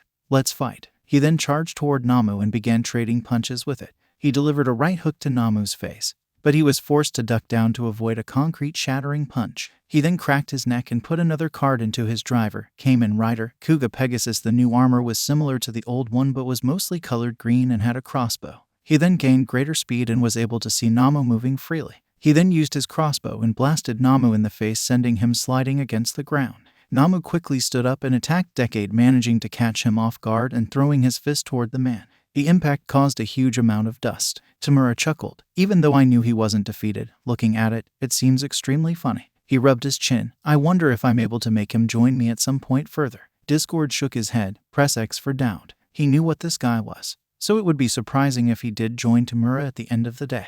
The dust revealed, showing Decade in a new form. It was mostly colored purple. He was holding Namu's fist with a sword. He then pushed Namu back, sending a few feet back. Let's dance, ugly. Decade charged toward him. The man then began attacking him and slashing him various times, leaving many injuries. But it kept regenerating. He then turned back to his base form. He put another card in. Final attack, Rider, Kuga. He then jumped and kicked Namu against the gut, but the beast withstood it. Tamura laughed. Don't bother. Namu has super regeneration and shock absorption. AFO facepalmed. You told your enemies Namu's abilities. He shook his head in disappointment. No wonder the raid in the USJ failed. Young Tamura, you can't tell your enemies your cards. Tamura flipped him off. Zip it, sensei. You bragged against All Might like some old-time villain during your final showdown against him. I can do what I want. He crossed his arms and looked away from the man who had betrayed him. AFO shrugged. You should know that it wasn't personal, Tamura. He then pointed to himself and said, I'm known as the symbol of evil, not the symbol of justice. You should have expected this. Decade laughed, turning back to his original armor. So all I have to do is overpower its shock absorption. Now that is something that I can do. He then pulled two cards and inserted them into his driver. Final Form Rider, Kuga. Final Form Rider, Ryuki. Suddenly, a dragon and a flying battle appeared as Decade said, well, prepare yourself for a humiliating defeat that you won't forget anytime soon. He then said, let's go send this idiot to hell. The two creatures followed his lead and began attacking Namu. Decade began slashing and blasting Namu at version spots while the dragon breathed fire against it. Denki's eyes lit up in excitement. He has dragons. That's so cool. He began to shake in excitement. I can't believe this. This must be. He was silenced when Mei pushed his face into the ground as the girl exclaimed, this is so cool. I need to have the blueprints. I need them. Discord shook his head. Sorry, but these things are the combination of reality manipulation along with previous Kamen Rider powers that don't exist in your world. Mei flopped down in depression, but Discord cheered her up. Hey, but you can still create all types of babies with Izuku. Izuku gave him a betrayed look. The girl beamed. Of course, I always like the lunch dates I have with Mr. 10 million when he helps in the lab. The girl began to rock herself back and forth. He's really kind to me. Izuku smiled. You know what, Mei? The girl looked at him. I also like our time together in the labs. It's really fun helping you make more inventions. Your skills are really amazing. At this point, Mei was blushing heavily and hiding her face inside her shirt. Decade continued to fight the Namu. He jumped in the air and put a card into his driver attack rider. Illusion. All of a sudden 5 more versions of Decade appeared. Each of them said in a unified voice, this dog and pony show is about to end. One of the 5 clones was holding a sword, charged at Namu and slashed its chest, and another one with a gun and blasted it in the brain. Another one of the clones then came and punched in the face. One of the clones put a card inside his driver Kamen Rider, Ryuki. He then transformed into a dragon-themed armor. He put another card Kamen Rider, Strike Vent. He then attacked Namu with the dragon, who was throwing fireballs at Namu. Namu was pushed back into the flying beetle, only for the fifth clone to kick it in the chest and send it flying into the air. All 5 clones looked at each other and nodded. The dragon-themed one returned to normal as they all inserted a card into their driver: Final Attack Rider, Illusion Final Attack Rider, Blast Final Attack Rider, D-Decade Final Attack Rider, Keikuga Final Attack Rider, R. Ryuki. Nana chuckled. I guess this is going to be the bigger finisher, which sends Namu flying through the roof. She rubbed her chin. I wonder how strong his kick is. I remember reading something about Kamen Riders being a show back in the pre-Quirk era along with Super Sentai. All Might looked at his mentor. I never knew that you were interested in pre-Quirk stories. Nana smiled. Well, I read a few about them, but if you want to know more about those stories, she pointed at Yoichi, the second, and the third users, ask them. They're like ancient anime nerds. You won't believe how much time they spend in the void talking about old-time comics. The second user yelled. We do that because we appreciate actual entertainment. He crossed his arms. You just don't know the good stuff. The nerve of some people is astounding. Kamakiri looked at him and then at Bakugo. I guess it's true what they say. Like father like son, or in this case, like ancestor like descendant. You and Bakugo look like 2 peas in a pod. Bakugo jumped and growled. What the heck do you mean, Bugface? He looked at the second user. I look nothing like this old geezer. If anything, he should be my descendant. Everyone's sweat dropped at the boy's arrogance as the third user of OFA thought, yep, he's definitely the leader's grandchild. I still remember how arrogant he was back in his childhood. All 5 clones then attacked. The 3 without weapons jumped Namu, aiming to kick it in the gut. One of them passed through several cards. The second had the giant beetle hit Namu from behind as he built up his attack. The third one had the dragon rotate around him as he charged at Namu to kick it. The fourth held his sword and charged at Namu through several cards, building up the power of his slash. The final one fired a bullet from his gun, sending a huge charge of energy toward Namu. All the attacks then met Namu's chest, causing Namu's chest to implode. The attack then blasted Namu from the ceiling of USJ, causing Shigaraki to shout in anger, You cheater. You cheated. There's no way someone as weak as you to be able to defeat Namu. I'll kill you, you filthy vigil. Shigaraki was silenced when a bullet grazed his head, causing blood to fall. The man touched his forehead and looked at the blood on his hand. What kind of shitty hero are you? Decade put the gun on his shoulder as his clones disappeared with the mechanical animals. Sorry to burst your bubble, Sunshine, but I'm no vigilante. He then pointed his gun at Tamura. I prefer the term anti-hero, but I'm not here for you, so scram. Kurogiri saw his opportunity, so he teleported himself and Shigaraki away as Tamura yelled, I'm going to kill you. You hear me? I'm going to kill. He wasn't able to finish the sentence as he was finally out of the USJ. Tamura crossed his arms. Seriously, Kurogiri. At least, let me finish my threat. You made me look bad. Aburo coughed. First off, my name is Aburo Shirakumo, so call me by that. Second off, he was about to shoot you. If anything, you should thank me for saving your life. Aizawa asked, wait, if he wasn't here to help, then why is he here to begin with? Izuku said, I don't know why I'm here, but I have a bad feeling about this. He rubbed his shoulder. I just hope I'm not here for anything bad or malicious. Decade looked at the spot where the villain was and shook his head. Man-child. He began to walk away but was stopped by a scarf wrapping around him. He looked and saw Eraserhead holding him back. Huh, you're still awake. Color me impressed. He shook his head. Never mind that. I don't have time for you. He was about to free himself when he heard a yell. Sensei. Decade looked to the side to see a red-haired male running toward them with red sparks following over his body. What did you do to our sensei, villain? Tetsu frowned. I think I now know why he's here, but I just need to see what happens next to be sure. Kirishima looked at him confused. Decade replied, I didn't do this to him. I saved him. You can ask him later. He then looked Kirishima in the eye. But since you're already here, you might as well answer to your crimes. He then began blasting Kirishima with his gun. Kirishima hardened his skin, blocking the bullets. What's the heck, dude? Why the hell did you attack me? Decade only chuckled, causing Kirishima to activate OFA and go for an attack of his own. He saw Decade put something into his driver. Kirishima went for a punch, but Decade disappeared from his sight, and then appeared behind him and slashed his back. So this is All Might's successor. You know that you're pathetic. He inserted another card, Kamen Rider. Wizard. His armor showed once more into something akin to old wizard costumes. He then inserted another card, Attack Rider. Big please. 2 circles appeared, one beside him and the other beside Kirishima. Decade put his hand through the circle only for it to emerge on Kirishima's end bigger. He then punched Kirishima, sending him crashing into the fountain. He then inserted another card, Kamen Rider. Build. He then inserted another card, Vortex finish, he jumped into the air and descended on Kirishima, who was standing up, only to receive a kick to the chest, causing him to spit blood from his mouth. Decade looked at him. So that's the successor. The one who Dad chose over me. What did he see in him? He's so weak and pathetic. I didn't even use 10% of my power and he's on his knees. He shook his head. You're pathetic. Finishing off right now will give me a bad conscience. Even if you were a thief, become stronger, Kirishima. The same wall appeared as Decade walked into it, but said one last thing. Let's see your strength next time. 9. Kirishima's eyes widened as he stood up and ran to Decade weakly. Wait. He tried to reach out the disappearing gate. How do you know about this? Who are you? Everyone looked at Izuku, who defended himself. This couldn't be me. I mean, I can be his partner. Tamura replied. Press X for doubt. Everyone nodded along with the man. Inside an apartment, Decade appeared and looked outside. I may have lost OFA, but I gained something much more powerful. The armor flew down, revealing Izuku. I gained clarity to see how twisted this world is. Izuku sighed. Why the hell am I so bitter about Kirishima getting OFA? Discord replied. We'll get to that, but first opinions. The 18th universe. Kirishima rubbed his hair. Okay, now that was a little bit concerning. I mean, a world where Midoriya hates me. I wonder why. Class 1 looked at the boy with a bored expression. Still, having OFA is like a huge honor. I hope I can live up to All Might's expectations. Though Midoriya called me a thief, I wonder what I stole from him. This time the entirety of Class 1 with Purgatory and Discord facepalmed. So I want to know what I steal from him to begin with. Oh yeah. Who is Izuku's father? And why is he angry at him? How did All Might decide to give me OFA? And what is the extent of Izuku's power? How did he get them? He paled a little. Do I get affected by the overclock effect because I have a quirk? Discord patted Kirishima on the head and looked at Mina. He isn't the sharpest tool in the shed, is he? The girl sadly shook her head. As for your last question, in this world, you managed to luck out as you didn't get affected by the overclock effect.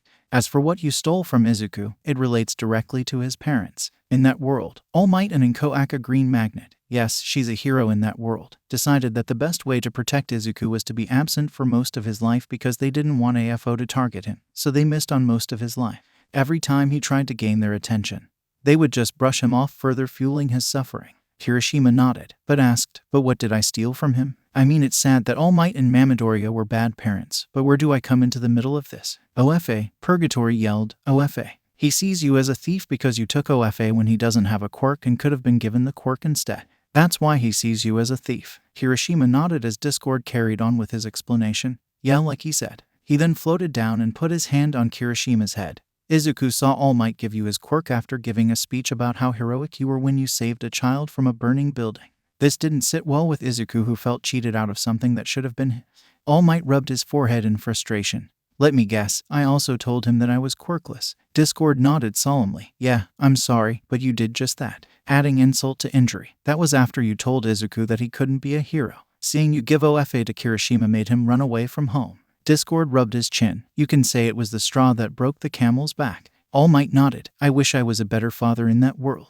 Discord patted him on the back. Hey, don't feel bad. At least, you didn't fuck up that bad. All Might looked at him with a small smile. I mean, most versions of you are so bad that Izuku goes to AFO to pick up the slack of being a failure of a father. AFO laughs madly while All Might sighs. Discord continued with his explanation. As for how he gained his powers, he met the original holder of the Kamen Rider decade mantled Tsukasa Ketoe. Tsukasa saw potential in him to become something great, so he gave him his powers and trained him as they traveled through the different worlds of different Kamen Riders. Yes, he can travel to different worlds, but not as much as this guy. Discord tried to put his hand on Purgatory's head only for the green-haired male to breathe fire at him, making crisp. Wow, I think he made me into medium rare. Izuku chuckled. Look at that. I finally have my father's quirk through unorthodox means. Kikushibo asked Discord. I wonder what were those things at the end. Discord smirked a little. I mean the dragon and the beetle. How did he manage to summon them? Discord smiled. Well, to be honest, this is the full power of each Kamen Rider. Everyone looked at him. For example, Kamen Rider Ryuki's full power is his dragon. That's all I can say. Momo asked, can his driver be stolen? Discord nodded and ushered her to carry on. His driver is located on his belt, so anyone can steal it and use it. By the way, what were those gate things? Discord explained. Well, I answer your last question first. Those are called Aurora Gates. They allow Kamen Rider Decade to travel from one place to another or from one world to another. He then added, and no, the driver can't be stolen. Even if anyone stole it, he wouldn't be able to use it without the Kamen Rider cards that Izuku uses, so all in all, no, it can't be stolen. That would sense, Momo said, tapping her chin. Oh, one more question. Does he ever reunite with his family or make up with them? Izuku in that world has all but given up on his family, seeing them as mere sperm and womb donors. Nothing more, nothing less. Discord rubbed the back of his head. To him, all they are is a pair of buffoons who ruined his life with their ignorance. Momo lowered her head as Ochako said, "Wow, just wow. I find it funny that Midoriya isn't hugging Deku and telling him how much she loves him." Discord's sweat dropped as he pointed at something. Ochako looked and sweat dropped. It was a funny scene to everyone to see Purgatory getting hugged by Midoriya as he used his shadow to make an umbrella to protect himself from her crying ducks as another shadowy hand patted her on the head. "Come on, Mom. That isn't you. And you aren't like that. At least most of the time." He made sure to whisper the last line. After being freed from her, Purgatory huffed a little with a small smile gracing his face. Sen asked, "I wonder if anyone knows about his true identity and what happened to him after he ran away." He rubbed his shoulder. "Oh yeah, how did he meet Tsukasa?" "Yes, there are a couple of people who know his true identity." Everyone's interest peaked. "Well, for starters, his girlfriend knows his identity in that world, Seiko Intelli. There's a librarian who knows his identity since he frequently goes to her library." Discord then went to the other question. They met when Izuku was fighting a bunch of thugs that ganged up on him. He held his own and Tsukasa was impressed, seeing potential in him. Sato then asked the golden question. Why did Midoriya say that the greatest weapon is clarity? Because he was broken free from his slavery to hero society. Or at least that's what he thinks, Discord answered. Tsukasa showed him the corruption of hero society, making Izuku's view change drastically. That's why he chose to become an anti-hero. Sue asked, "Well, I have one more question." Discord looked at her. "How many forms he has?" Discord chuckled. "Well, he has at least 18 forms. They're all strong and each one of them has special powers that are related to him." Aizawa looked at Purgatory. "Say, Purgatory." The green-haired man looked at him with bored eyes. "You said that you can use the powers of other versions of yourself. Can you use Kamen Rider?" Decade Purgatory was standing in front of everyone in Decade's armor. "Say, I guess that answers your question. I can use the powers of all versions of myself since I'm connected to the multiverse on the quantum level." He then looked at Aizawa's scarf and goggles. "Can I have the scarf and the goggles? I want to add it to my collection." Aizawa shivered. "Do I have a choice?" he said, handing them over only for them to be returned when Purgatory was whacked on the head by Guy. "Thank you for being here." Discord clapped his hands. "All right, let's move on. Does anyone have any questions to ask before I move on to Minimi's opinion?" No one said anything, so he looked at Izuku. "So Minimi, what is your opinion on this world?" "Well, in the beginning, I think this world is somewhat gray. The powers are awesome. I mean, the futuristic armor seems quite unique." He rubbed his chin and added, "But the anti-hero thing does rub me a little bit on the wrong way. However, I do see why he went this route. Though I can't imagine a world where All Might is a bad father." Discord and Purgatory looked at each other as Izuku said, "But I guess the multiverse is a wide place, so everything is relative." Purgatory looked at Discord. "He moves at a slug's rate, but he's moving." Discord nodded. "And away we go." Discord kicked the wheel, making it spin around till it finally landed on something it previously showed. Heroic parents in training, too. Izuku tilted his head. "But didn't we see this world before?" A small blush was present on his face and Ibara's face, remembering the world where they had a daughter together. Purgatory smiled. Yes. Universe 299,074,532 divided by 198 FG Omicron. Fubuki was a nice little girl when I met her, though both Izuku and Ibara of that world were less than pleased when she committed the same mistake that both did at 14. Both Izuku and Ibara facepalmed, though it's still better than Universe 3,000,000 divided by Alpha 2956QH9. Haestum really outdid herself when she bioengineered babies from Izuku's genes and every female hero course member's gene she got her hand on.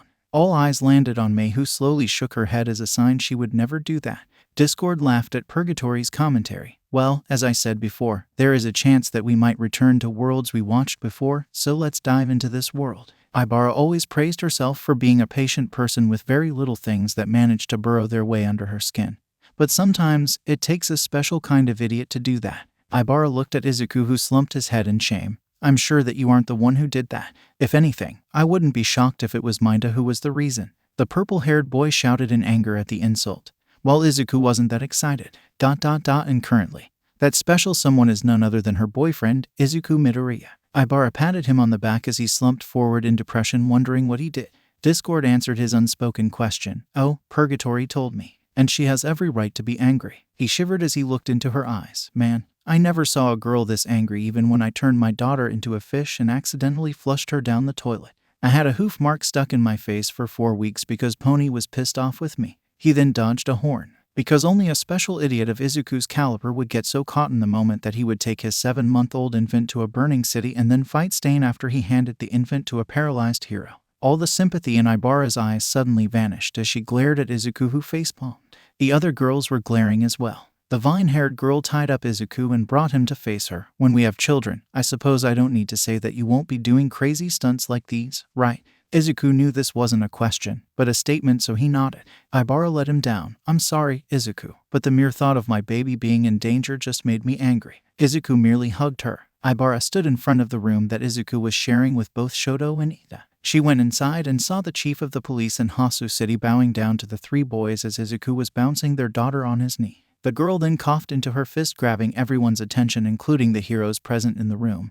Are you perhaps finished here, sir? The chief looked at her. And who you might be, young lady. The man could tell she wasn't looking at him, but rather glaring holes in Izuku's forehead. Kamui Woods coughed into his fist. She's my intern with the other one over there, he said, pointing at Izuku. She's also the baby's mother, and as you can see, she's really angry. He glared at Izuku, rightfully so. He clapped his hands. How about we give them space to talk? The people present nodded as they began to leave. Izuku grabbed Shoto's hand and begged him not to, but the boy saluted him and walked outside the room. Ibara and Izuku sat in silence, with the only voice being Fubuki whining that she wanted to go to her mother. The vine-haired girl took her and hugged her. Izuku opened his mouth to speak, but Ibara glared at him. Not even a single word. Nina crossed her arms. I have to agree with her. She looked at Izuku. What he did was completely idiotic and borderline suicidal. Any other girl would have taken the baby and never allowed him to see her ever again. Izuku deflated a little bit. Izuku rubbed the back of his head.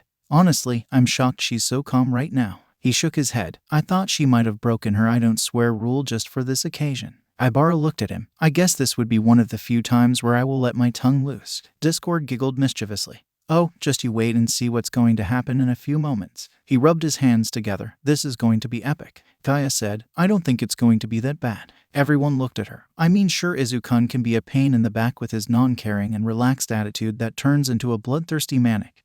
But it helps us. Purgatory patted her on the head. The green-haired male said, Stay pure, Kaya. Stay pure. He then pointed to Mini Izuku. They're talking about that one, not me. The dear girl nodded. Ibara looked at Izuku. I suppose that I don't need to express how idiotic you were. The girl clenched her fists, trying to rein in her anger so she wouldn't explode at Izuku after the rough night he had.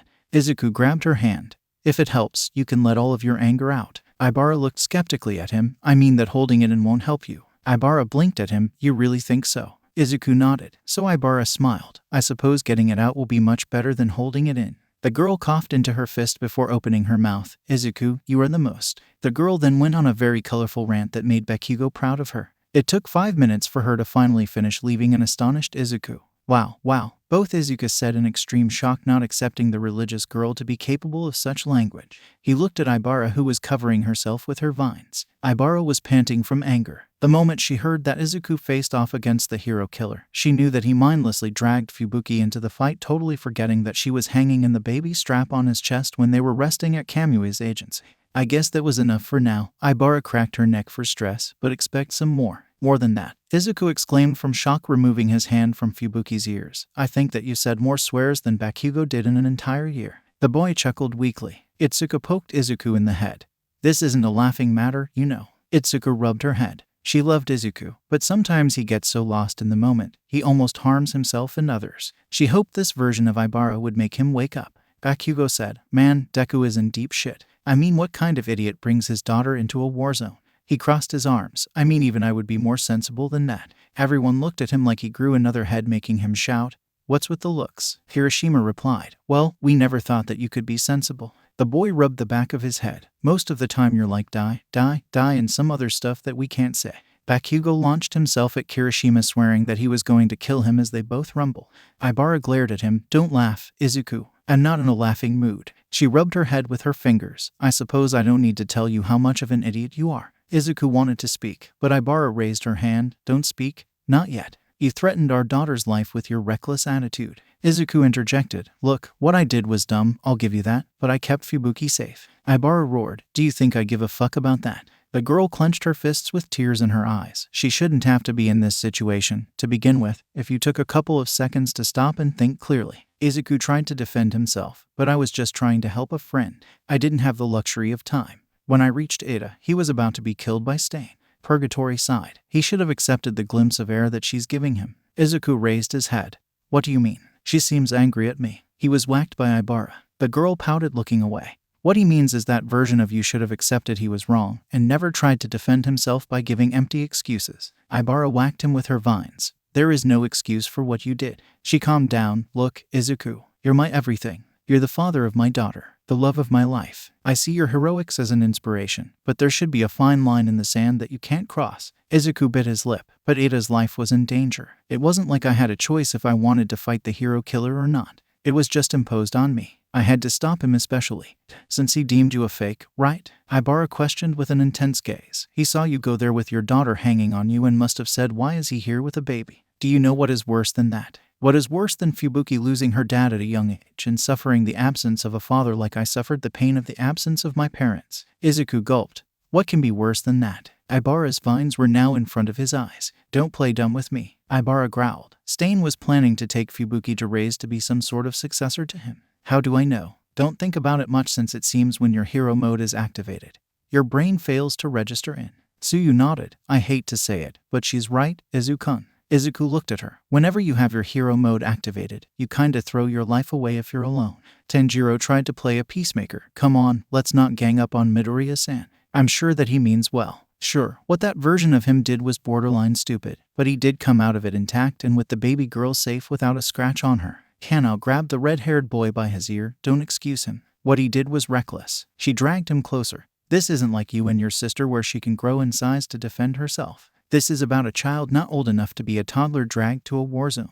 Izuku nodded. Yeah, sorry guys, but Tsuyu and Ibara are both right. He rubbed his shoulder. I kinda zone out whenever being a hero is put up in front of me. I don't even think logically. The only time I do that is when I'm with a team, since I want to keep them alive. Tanjiro frowned at the last bit. Doesn't Midoriya-san value his life? Izuku then said, please, Ibara-chan. I'm wrong, okay, but there's no need for that. I managed to defeat him, and we all came back alive. Can't we just overlook what happened? All the boys facepalmed while Nana shook her head. If she wasn't angry before, she is now. Forget what happened. Ibara asked quietly. Are you insane? Did you lose your marbles? How the heck am I going to forget that you almost threw your life away? Izuku frowned a little. Okay, that's a little uncalled for. I didn't throw my life away. I had to. Ibara cut him off. Like heck, you needed to. You could have used Black Whip to grab Ida and Native and Gearshift to escape away from Stain.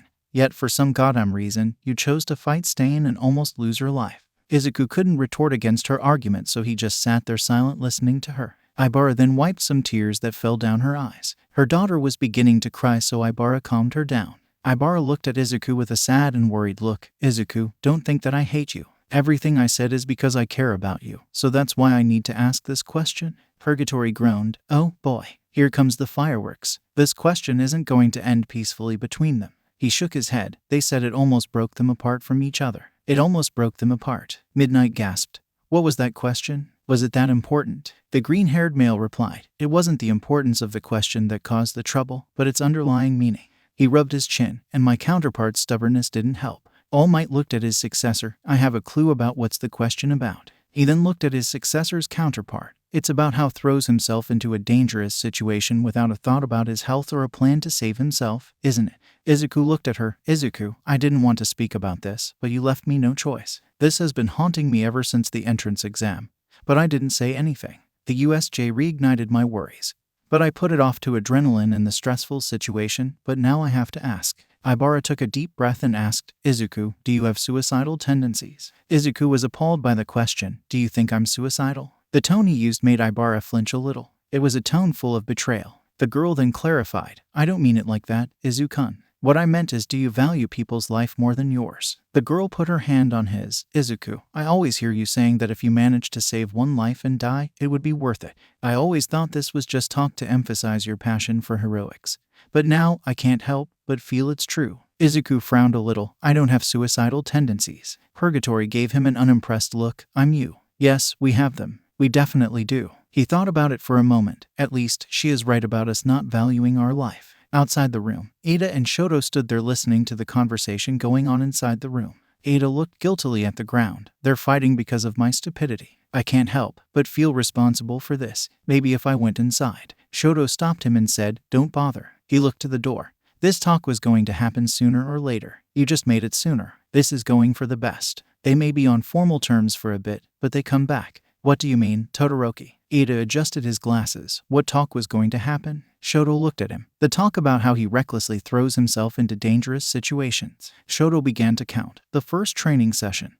The USJ, his fight against me, his fight against Bakugo, and his fight against Stain. The fight against Stain was the one that broke Ibara's patience because of the person who was accompanying him. Ada went to reply, but a yell made both look at the room. Fuck you too, Izuku. If we're such a burden to your suicide wish, you won't see me or Fubuki ever again in your life. The door was pushed open as Ibara ran away crying while Izuku was fuming in anger with a broken bed. Shoto looked at his friend and shook his head. My dad and Midoriya are driven by their dream to be the best. Though one wants to be the best hero he can be, the other wants to be the best of the best. Izuku is the former, and his desire to be the best hero he can makes him hurt people around him. Do you understand what I was aiming at? Ada looked at Shoto. Do you think that they'll make up? Shoto nodded. Izuku was currently smashing his head against the ground. A burden? What was that simpleton version of a human being thinking? This is the worst version by far. Discord came to him. Don't give him a hard time. He didn't say it out loud or state it, but they were reaching dead ends in their conservation. Ibara thought he was implying that notion. Discord ran his hand through Izuku's hair, but what he did was still a dick move. Izuku groaned. Tell me about it. He crossed his arms. It takes a major idiot to make Ibara cry. She's one of the most kind-hearted people that I ever met. He slammed his fist against the ground. If I were him, I would go immediately and apologize, not be angry. Ibara hugged him. That's so sweet of you, Izuku. She looked at Discord. But what happened inside the room to make them reach this level of frustration? Discord replied, well, Izuku didn't take too kindly to the notion that she thinks he doesn't value his life. He began to argue back with Ibara, giving examples of him jumping into danger with no regard to his health. She then suggested he see Hound Dog to help him see what he is doing isn't right, but that's where everything went south. Zero asked, why is he so hung up on this? He looked at Izuku. I mean, with your past, it's no wonder you might think that your life isn't as important as others. Purgatory sighed. It isn't the therapy that got him off. He got angered because he felt his dream was being challenged. Ofa Izukus, or any Izuku who hold admiration to All Might, sees him as the ultimate god, forgetting that they aren't him. Discord looked at Izuku. They find it hard to free themselves from their admiration for the man and being their own person. This is where his tendency to jump into dangerous situations comes from. Izuku looked at him. And who did you do it? You said it. You fought Namu. Purgatory glanced at him. It was after I came up with a plan. I don't walk into the fight without understanding who or what I am fighting. It's common logic. He then smirked. Plus, I have enhanced durability right now. I get to be suicidal manic even though people who fight me are usually the suicidal ones. Izuku was standing in front of the Yaoyorozu mansion. He managed to find Ibara's current living quarters through her priest, who was also her adoptive father of sorts. To say the man was angry was an understatement. Izuku didn't even think a priest could punch this hard. Ibara giggled. Just because they are men of God, it doesn't mean they don't train to defend themselves. The world is a cruel place. Do you expect them to stand still and hope for a miracle to save them when a thug tries to steal from them? Izuku blushed and rubbed the back of his neck. He pressed the intercom and waited for a reply. A voice came from the intercom. Who's there? Izuku coughed into his fist. It's me, Yaoyorozu. I came here to talk to Shizaki. The reply came quickly. You have 5 seconds to leave my property before I call the heroes to take you to jail on the account of harassment.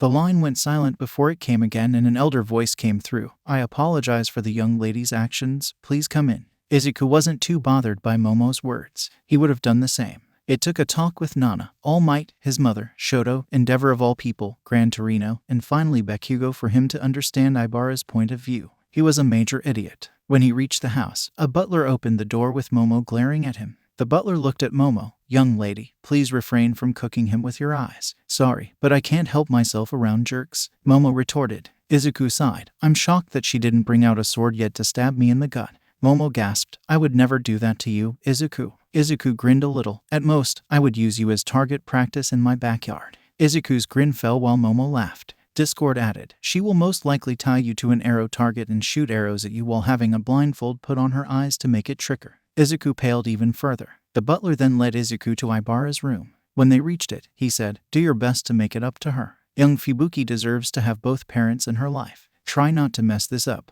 Izuku knocked on the door. Come in. A soft voice came from the room. He walked inside the room as Ibara said, what do you want, Midoriya-san? I'm trying to put my daughter to sleep. Can we talk about what happened that night? Izuku asked, but Ibara didn't turn to face him. The girl replied, what is there to talk about? You have a suicide wish and we were weighing you down, so I did the logical thing and removed myself and my daughter from your life. I rather have my daughter think her father left her rather than her knowing her father saw her as a burden to his recklessness." Izuku flinched at the icy tone she was using. Izuku replied, "I'm sorry for everything I said that night. I was tense from my fight with Stain. I was plagued with guilt from what almost happened to Fubuki. But in my defense, I never said anything that means you're both a burden." Izuku sighed. "Dude, just apologize and bring her back home. Don't go defending yourself." Ibara patted him on the head. "At least his heart is in the right place." "Dumb words, but his heart is in the right place. I'm sure that me will come back with you. Purgatory, don't sweat it. She'll come back. I met them when they were expecting their 5th child. Or rather number 5 and 6. Ibara and Izuku looked at him. She was having twins. Ibara then looked at him from the side. "Are you here to just defend yourself? If so, you can go. I don't want to hear it. As for what you said, any sane person can read between the lines of what you said. I thought you cared for me. It turns out that I was just another character in your story." Izuku didn't reply to her statements. "You're right. I shouldn't have said those things." He moved closer to her, "But I recognize my mistake. I'm not here to ask you to come back and live with me or expect you to do something for me. I'm here to just apologize for what I said and for destroying the trust we had. I took your care for me for granted." Ibara glanced slightly at him before looking away. "You were right in everything you said that night. I was stupid. I was selfish. I wasn't a hero. I only wanted to play the hero. I wanted to be the one who saved the day and beat the villain. I didn't care about anything." Ibara looked at him and Izuku gulped. "I took some self-reflecting, but you're right. I do have some self-appreciation issues. It's hard to admit it, but I do have some issues that need to be addressed." Ochako looked at Izuku. "You don't have those types of issues, do you?" Izuku went to answer, but Bakugo beat him to the punch. "Given his track record, I would be shocked if he didn't have issues." Discord answered, "Years of bullying and being told that he's worthless will leave its effects on his psyche. He might say otherwise, but he has them. Don't worry, he gets them out of his system." He looked at Izuku and whispered, "Eventually." Izuku carried on. "All in all, I want to say that I'm sorry for what happened that night. I was frustrated, and I released all my anger on you." He then stood up and walked away. "I understand if you hate me. I'll send child support because I still want to be a part of Fubuki's life." He reached the door when a vine tied around his waist. Ibara sighed a little and whispered under his breath, "This idiot." She dragged him to sit near her. "Izuku, I don't hate you. I'm angry at you. Yes, I am, and rightfully so, but I don't hate you." Ibara faced him. He can see her red puffy eyes. "I still love and care for you. Everything I said that night wasn't for me but for you. I can't help but feel betrayed by how you responded." Izuku nodded, but Ibara carried on. "What you said that night was horrible. It cut me deep inside my heart. I don't know if I can talk to you anymore. I understand that being a hero is your dream, but this isn't a game anymore. You have a daughter waiting for you to come home." She rubbed her forehead. "I know being a hero is dangerous, but you just make it even more so." Nezu nodded. "Young Shizaki is right. Being a hero is dangerous. However, young Midoriya's tendency to jump into dangerous situations is quite ridiculous if I say so myself." Izuku sighed as Aizawa said, "Don't sigh, problem child. Shizaki is right." Aizawa rubbed his forehead. "Look, I get that I'm not the greatest teacher in the world, but if you've ever felt that your life has no value, you can come to me so we can talk." Izuku nodded, but All Might grabbed him by the shoulder. "Young Midoriya, your life is important.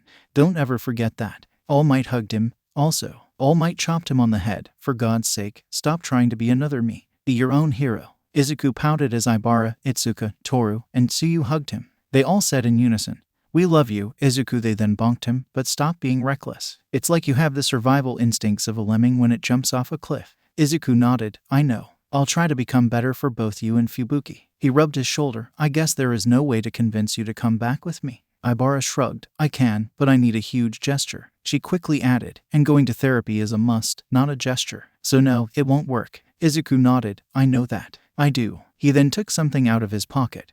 "This was something I was planning to do for a while now. I was planning to do it on Island, but I suppose this might be the gesture you might convince you." He then bowed on one knee and opened a box with a ring inside it. Momo looked with shock in her eyes. "Is he going to do what I think he's going to do?" Ibara Shizaki, "The moment you came into my life, I have never been happier. I love you very much. I love how your hair gets tangled when we sleep together. I love how your nose twitches whenever you're excited. I love your beautiful eyes, which I always get lost in. The last 2 weeks were bleak without you. I missed how you wrapped your hair around me when we slept. I missed your funny reactions when I accidentally walked out of the bathroom with only a towel. So, I have to ask you." Ibara's eyes widened since this couldn't be happening. "Will you make me the happiest man alive and marry me?" Ibara looked at Izuku. "This is something that any girl would wish for. What happened between them really put a wrench in their small family of 3, but she couldn't say she hated him. She still loved him very much. This was everything she ever wanted. Yes, I do, Izuku. They both hugged each other, but Ibara said, I have 2 conditions though.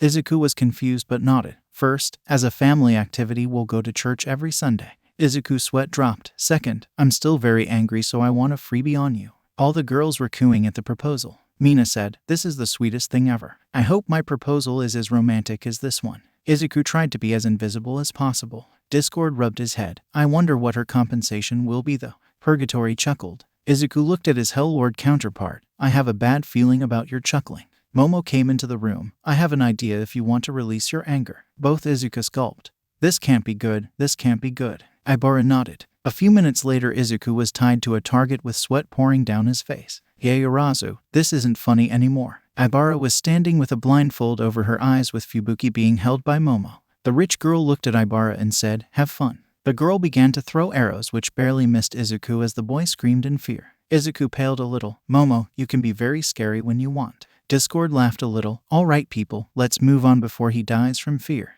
The 19th universe. Izuku repeatedly hit his head on the ground as Discord patted him on the back. Well, let's hear your opinions on this while Izuku manages to get the effect of what happened from his system. Discord looked at Izuku. Come on, dude. I know what happened was bad at best, but you're making yourself look bad in front of your Demon Lord counterpart. Izuku looked at Purgatory, who shrugged. Do what you want. It couldn't be worse than what I did when I teamed with Shigaraki for the destruction of Hero Society. Purgatory looked into the void. Man, so many people who once wronged me were groveling at my feet for mercy. Good days. He was quickly bonked on the head by Gaia telling him to stop being mean. Aizawa sighed. Okay, aside from that, Discord looked at the sleep-deprived man. How in the world did Kamui Woods allow Midoriya to go to that battlefield to begin with in the first place? I worked with him, so I know that he never allows his interns to go from under his sight even for a fraction of a second. Add to that, how did Midoriya forget he has a child on his chest? The man rubbed his head. How did this little bump in their relationship affect their performance and everything? Furthermore, how did everyone else react to that? Discord rubbed Izuku's back. Well, Izuku blindsided Kamui Woods so much that the hero didn't have time to process the request. By the time Kamui saw what was happening in Hasu, the hero was beyond angry with Izuku. As for Izuku forgetting about his daughter, you know how he gets when he sees the opportunity to help someone. Though scratch that. That's how most Izukus are when the opportunity to do something good arises. We get hyper-focused on just doing the right thing. Izuku felt 4 glares on his back. As for their relationship, it affected their grades and performance hard. Ibara was bumped down from 10th place in the class to 15th since she was focusing most of her time on keeping Fubuki calm.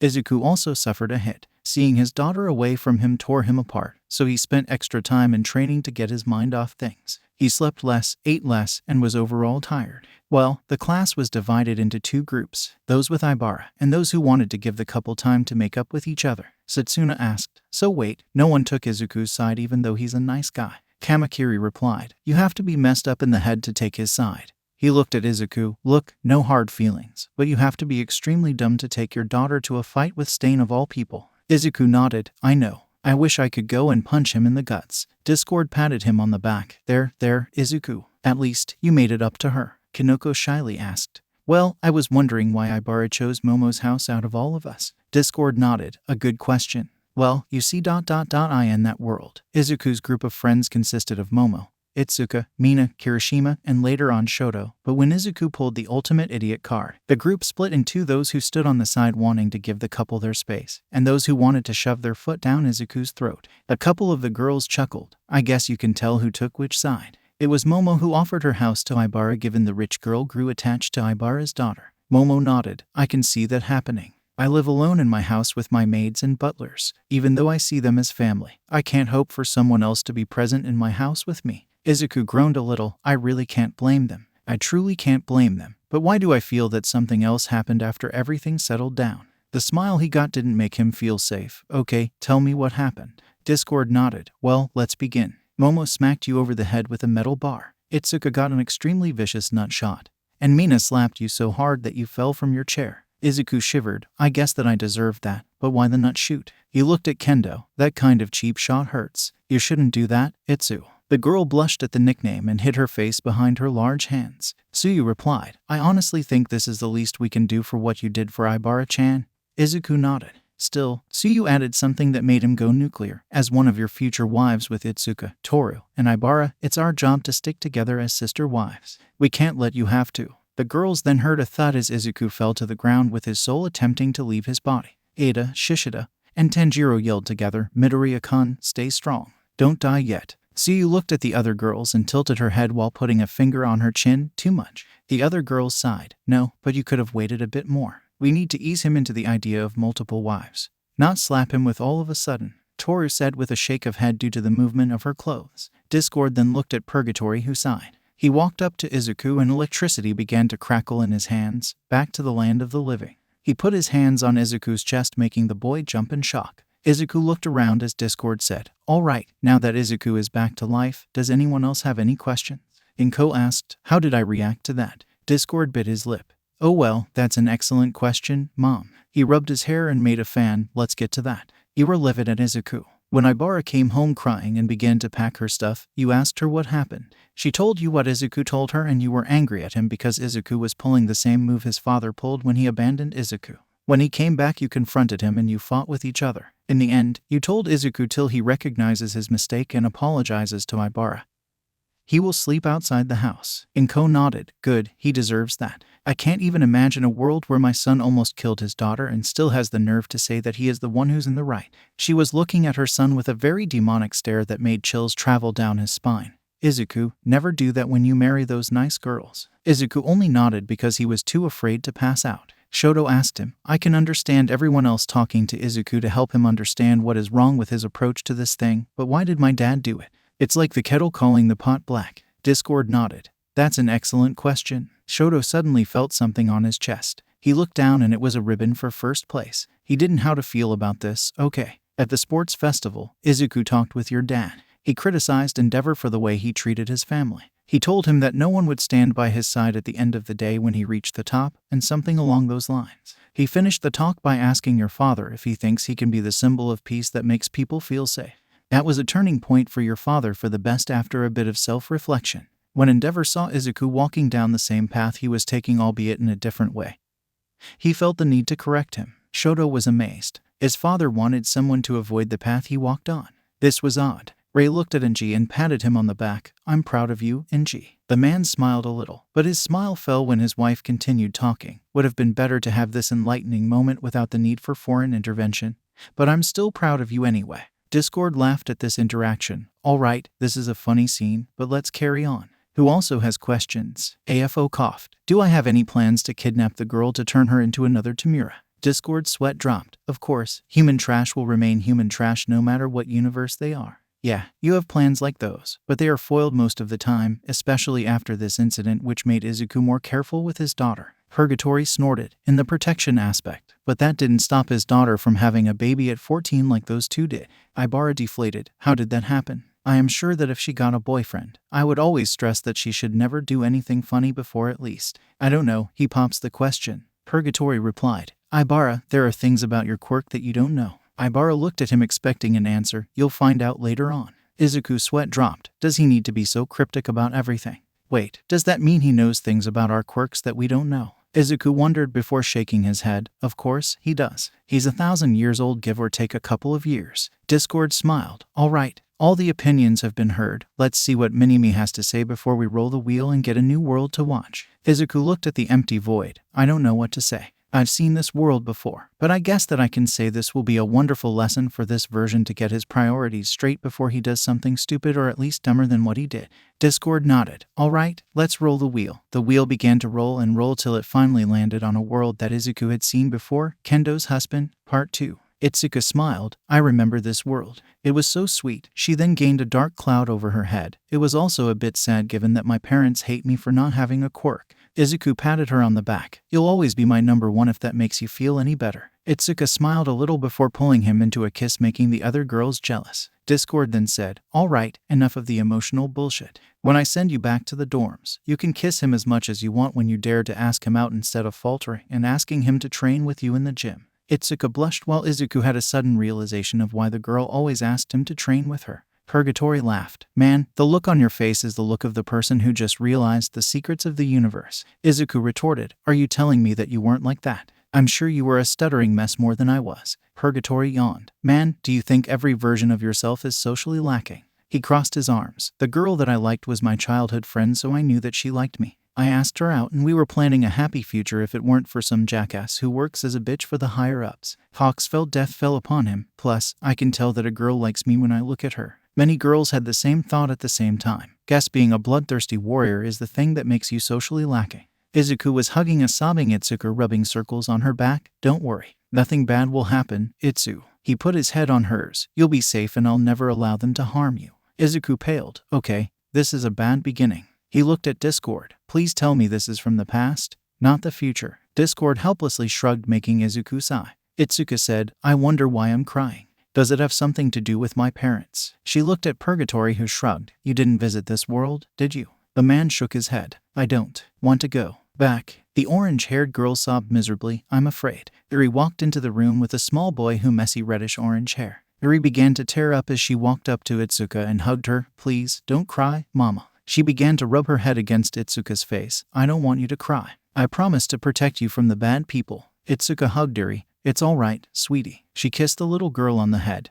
Everything will be all right. I promise that no one will take Mama away from you. Mama won't allow anyone to take us from your papa. She looked at the young boy who was hugging her legs. Don't worry, Ikugo. Mama will be always there for you. The little boy began to sob as Izuku hugged his family. Itsuka looked at Izuku, reminding him of the times when he first met her. A girl with nothing to live for. Can you please stay home today? I'm afraid. Izuku hugged her tighter. I'm not going anywhere. I'm taking a week off just to stay with you as much as you need me to.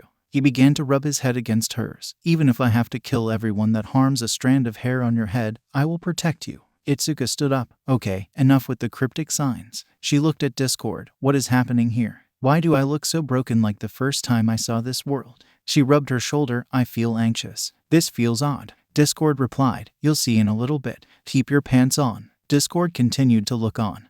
Everything happens for a reason. In addition, this is one of the worlds where the old saying no good deed goes unpunished is being applied to you. He looked somewhere, but only Izuku and Purgatory saw where he looked and understood what he was aiming at. Izuku looked at him. Well, whatever the problem is, I'm sure this version of myself will make wise moves to make sure Itsu stays safe. Discord laughed. Yeah, sure, he will. In case you didn't see, he said that he is going to kill people if he needs to.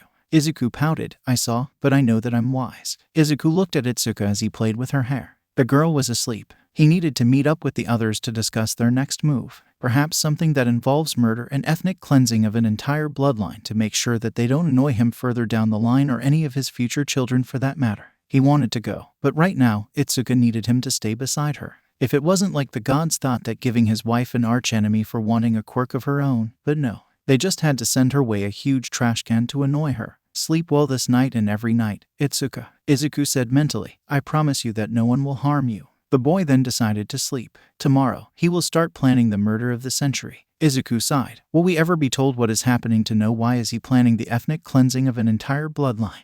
Discord gives him a knowing look which tells Izuku that he already knows why and who is being targeted by this. Ibara looked at Discord. I think I have a very vague idea of what might have happened to cause such a horrible reaction from Izuku and Itsuka. Bakugo looked at Shoto and hummed a little. Yeah, I think I have an idea why Carrot Head and Deku are doing this. It must have been a very hot topic at their house before Carrot Head had her breakdown and began crying like this. Purgatory rolled his eyes. He should have killed him in the house right there and cleaned all the evidence. The green-haired man whispered under his breath. Kyoka heard him. He seems to think that killing people is the only way to solve things, but then again. She rubbed her shoulder. He does come from a world where murder is the only way to solve your problems. Izuku walked into his usual hiding spot with the rest of his team. He was searching for one person, and he just found them. Dabai, my man, do you want to go on a small adventure with me? Dabai smiled. Yes, I already know where this is going. Say yes, say yes. We will have a barbecue. Fayumi smacked him on his back, making him twitch. Stop doing that, Taoya. You're creeping me out. Taoya looked back at her with murder in his eyes. I'm sorry, but it's not my fault you have such a weak heart, dweeb, Dabai replied. Fayumi puffed her cheeks and looked away. I will not fall for the temptations of his teasing like I used to when we were young. I'm a big girl now. She didn't notice Dabai getting closer to her and whispered into her ear, white-haired dweeb. Fayumi felt a vein pop and launched herself at Taoya as Rei sighed. Those two will never grow up. She walked to them, grabbing them by their ear. Enough, you two. You're both adults. I swear it's like when you were young. Fayumi, act like your age. You're a teacher for crying out loud. She then looked at Taoya and Taoya. The woman didn't know what to say, just try to be civil. Fayumi crossed her arms and looked away with a pout while Taoya smirked in victory. Dabai looked at him, of course, boss man. I always like to go on missions with you. He looked at Bakugo who was seething on the side. It's better than the firecracker. Bakugo didn't reply. The boy was currently tapping on his phone furiously like the end of the world was going to happen. He didn't even reply to Taoya's remark. Alright, this is odd. First, Izuku looks like he's about to commit genocide. He looked at Izuku. Scratch that, he is ready to commit genocide. And the firecracker just ignored me. Yeah, something is going on. Izuku, he grabbed the younger's shoulders. Why are you angry? What happened? Izuku for a moment glared at him before shaking his head. You want to know what happened? Izuku turned on the TV, flicking through the channels till it landed on Endeavor. Taoya groaned. Oh fuck. What did he do this time? He already had a vague idea of what his father did, but he just needed Izuku to confirm it. Taoya looked at Discord. Hey, Discord, can you travel dimensions like that guy over there? He pointed at Purgatory. I would ask him, but he might kill me just for looking. Discord shook his head. Sorry, dude. I can't interfere in other worlds where I change things drastically or else I'll be punished by the universe itself. Your fucking piece of shit of a father marched into my house with my 2 scumbags of in-laws and demanded that I divorce Itsuka so she can marry your piece of shit of a brother you have. Izuku ranted. Remember when I told you killing people won't change anything? I changed my mind. I'm going to your father and make sure to erase his entire bloodline. Taoya flopped onto a couch. Man, this old man makes me having a normal day very hard. He stood up. Look, I know this is bad, but don't give in. Izuku glared at him. I know there must be a way to solve this. He remembered something. Wait a minute. Isn't she an adult under the law? I don't see how they can force her to divorce you. Izuku replied. If you didn't know, her parents are scumbags. From what I understood, they are currently forging documents that say they knew Itsuka had a quirk that was dormant, but she ran away due to mental problems she had. In other words, they want to make her your brother's baby factory. They even threatened to take Eri and Ikugo. Itsuka gasped and looked at Shoto. No hard feelings, but your father is a complete scumbag. Shoto shook his head. No, you're right. This is the worst thing I ever saw him do, but I'm sure that his stunt will somehow affect my life. He looked down at his hand. Discord patted him on the back. There, Shoto. Only a couple of moments and you'll see what's going to happen to you. This thing isn't going to end well for anyone. Izuku was serious when he said he was about to ethnically cleanse your family's bloodline. Izuku rubbed his forehead. But what annoyed me the most is your father trying to play peacemaker. Taoya sighed, hating this already. He said that he was willing to make a trade. If I gave Itsuka to Shoto so he can have strong babies, he'll give me a beautiful woman to marry. I saw sheep sold more decently. He punched through a wall. Taoya replied, Look, you focus on making her parents back away, and I'll focus on my dad. Izuku sent a couple of curses to Endeavor as he walked outside the room. Himiko came in. I got amazing news. I think I found a lead on the league's current. She saw that the room was gloomy, so she tilted her head. Why is everyone angry? Himiko pouted. Why did I look like a stupid blonde? I'm brilliant. Discord patted her on the head. I'm just a little misunderstood. I can be the greatest person ever in this whole wide world. Izuku shook his head. Let's forget about that. What happened after that? I mean, this seems like a serious issue. I'm sure that it will end in a disaster if the situation doesn't get solved. Discord answered. Well, it got messy, but in the end, you came out of it. There were a lot of threats, courts, and lawyers. Itsuka needed to go to a therapist once everything ended. Discord rubbed his hand. Izuku became Batman as he sneaked inside Itsuka's old home and school to get records of Itsuka's mistreatment. It wasn't pretty when he fought the hospital security and a couple of heroes when he tried to get the original recording and documents of Itsuka's diagnosis. Itsuka rubbed her head. Why did my parents in that world become suddenly interested? Did they see me in the sports festival? And let's go see our daughter who has a quirk now or something along those lines. Discord replied. Actually no, they didn't care about you even though you had a strong quirk. Itsuka raised an eyebrow. But when Enji came to them offering them about 2 billion yen, they could only see money and some use from their useless daughter. Itsuka asked, what about the papers that said they disowned me? The girl crossed her arms. This should mean something. Discord shrugged. They planned to say Izuku faked it and forced you to marry him should he. Itsuka raised her hand. No need to go further. He rubbed her head in frustration. Man, my parents make AFO look like a saint that came to earth from heaven. Discord and Purgatory said in unison, yeah, let's not go that far. We'll only be feeding his ego. Itsuka was walking toward her class holding Ikugo's hand. Poor Izuku was having a day shift followed by a night shift and their babysitter was forced to go to a family event, so she was forced to take her son with her to UA. Ikugo looked at her mother. Mama, hugs. The older girl smiled and hugged him. Itsuka moved a strand of hair from his face. Don't worry, Ikugo. Mama will keep you safe. She rubbed her nose against his, making the boy giggle. Do you want Mama to buy something sweet for you? The small boy began to clap in approval. Itsuka still remembers when she found out she was pregnant. She was nervous about whether she should keep the baby or not. Izuku told her it was her decision, so taking her time, she decided that the baby deserved to see life. Ichigo was her best choice ever. Midoriya. The girl heard a voice that made her heart rate rise. She didn't want to see him. After she helped him, he went and screwed her over. She kept walking away.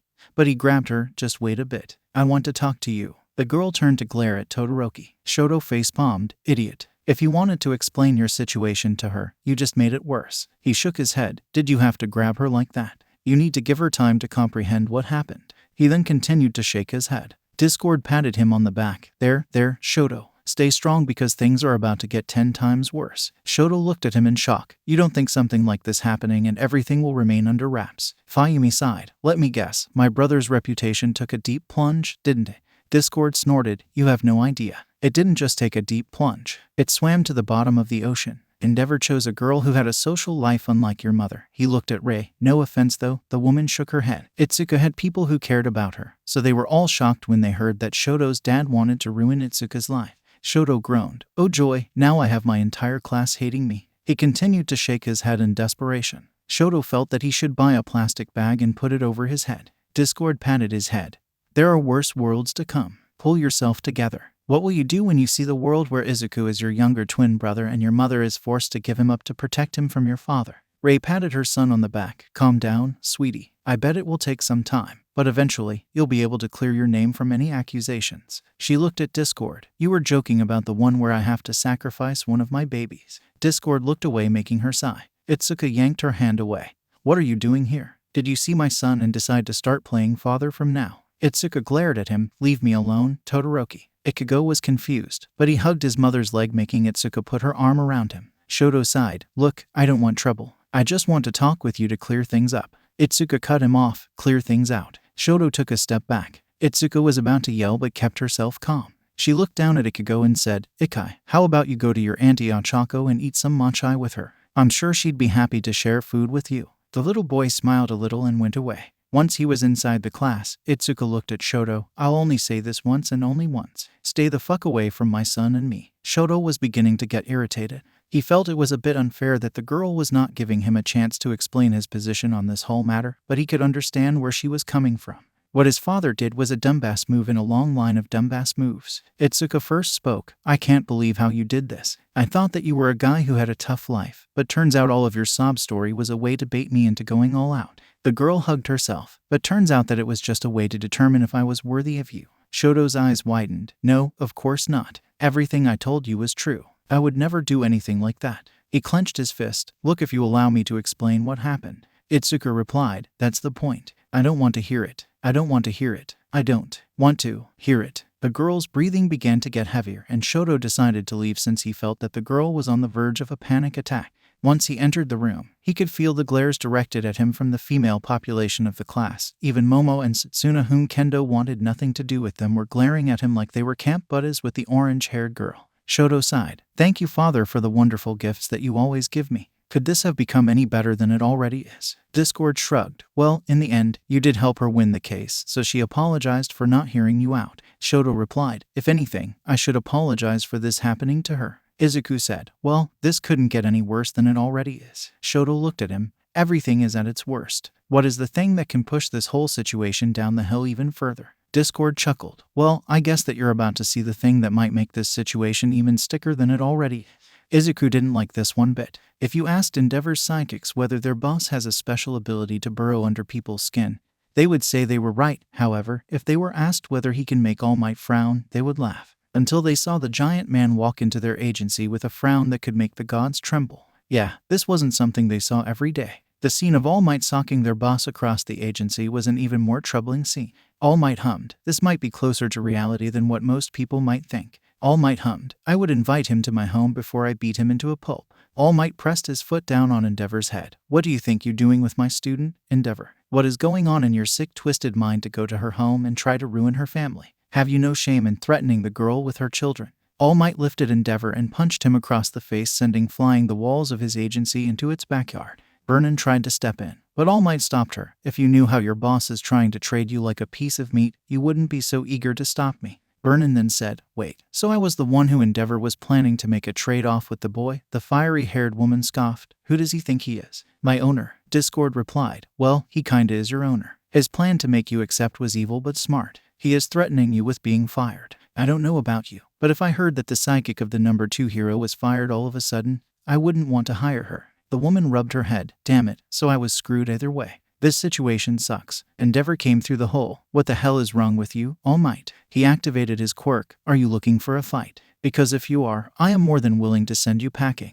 Shoto laughed hard. Man, talk about overconfidence. I bet he's going to get his ass handed to him. Natsuo nodded in agreement while Fayumi sighed in frustration. The flame hero remained silent and just shook his head at his actions in that other world. It's like I can't get a break. Why do I always do stupid stuff? Itsuku replied. I guess that trying to force All Might's successor to do something he doesn't want. You have to be ready to face the big man himself. Purgatory laughed. You should see the world 3,345,093,823 divided by delta 1098 and y, where Endeavor tried to force All Might's daughter, who was Izumi, and a quirk marriage with Shoto without the big man's knowledge. The green-haired man shook his head. It wasn't a pretty affair. Endeavor glared. I'm only saving a girl from someone who took advantage of her. He was slapped across the face. Don't lie. I know the truth. I know you want to force her to marry your son, so you can have strong grandchildren that can make your dream of being number 1 come true. Have you no shame in your body to ruin her life? The man glared at All Might. Don't patronize me. She has a perfect quirk for my Shoto.